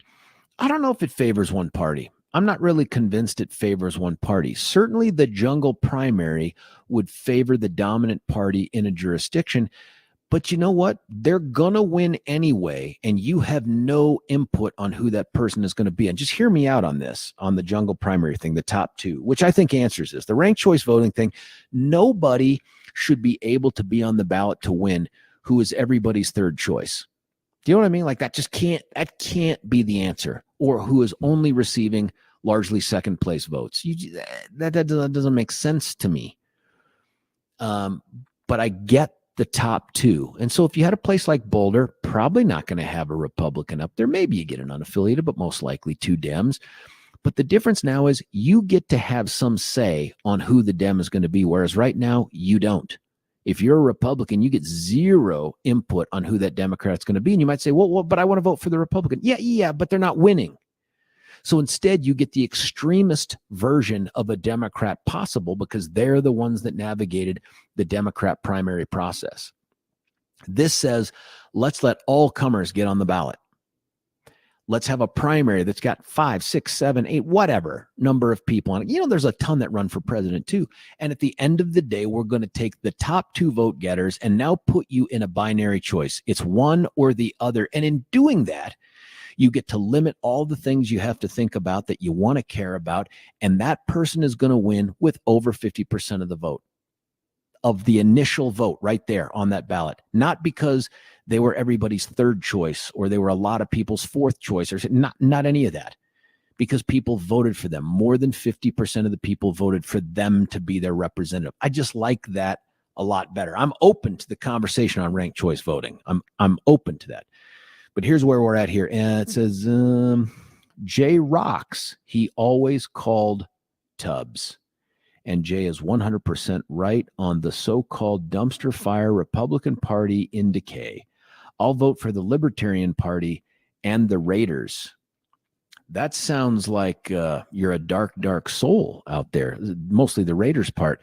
But voting for the Libertarian Party, while anybody feels good about it, like I'm voting my principles, your principles are worthless on the ballot when you vote for someone who has no chance of winning, but you've taken a vote away from someone who does. So if you're like, well, I'm maybe 70% in favor of the Republicans, but I'm 100% for the Libertarian, well, you've thrown away 100% of your vote by voting for the Libertarian.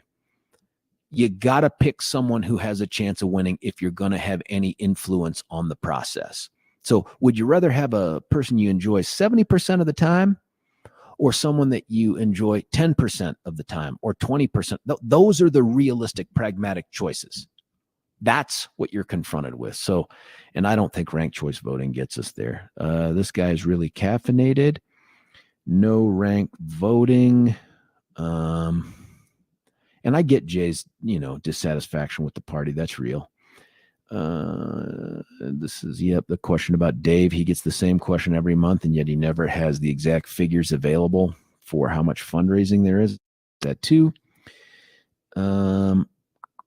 Here's our buddy Eric. There's, a lot of questions. Looks like Billy and Eric have been going back and forth a bunch here. George, tell Dave the Denver Stock Show could hold 5,000 plus people for the state assembly. Hell, everyone in the world knows where that place is instead of Pueblo State Fair. I think that's true. Eric, I think the big issue here is that you can't just keep holding it in Denver. That would also alienate the state. Got to get around the state and do it. I'm less concerned with where the state assembly is, although I do think that logistical hurdle decreases the chance for folks to participate. I'm more concerned about all of these other special multi-county districts thinking they're going to co-locate their elections way out of their jurisdiction and down by the state assembly in Pueblo. That's just a killer for representation because it's the day before. That'd be a Friday. That just doesn't feel representative. But what do I know? Just a guy who's accessed the ballot 3 times through the assembly. Hey, our number 303-696-1971. I want to tell you finally, as we end this part of the segment here, about the awesomest gift you can give a loved one. That's the Beau Visage package. It's a half-day treatment. That's the one I'm going to encourage you to get. You can do the smaller things, and there's nothing wrong with them. They're fantastic. I had one. I had the facial. You can do the half-day spa package that includes the facial, the massages, skin and nail care services. You get to pick how you want to populate that thing. There's also a catered lunch. It's a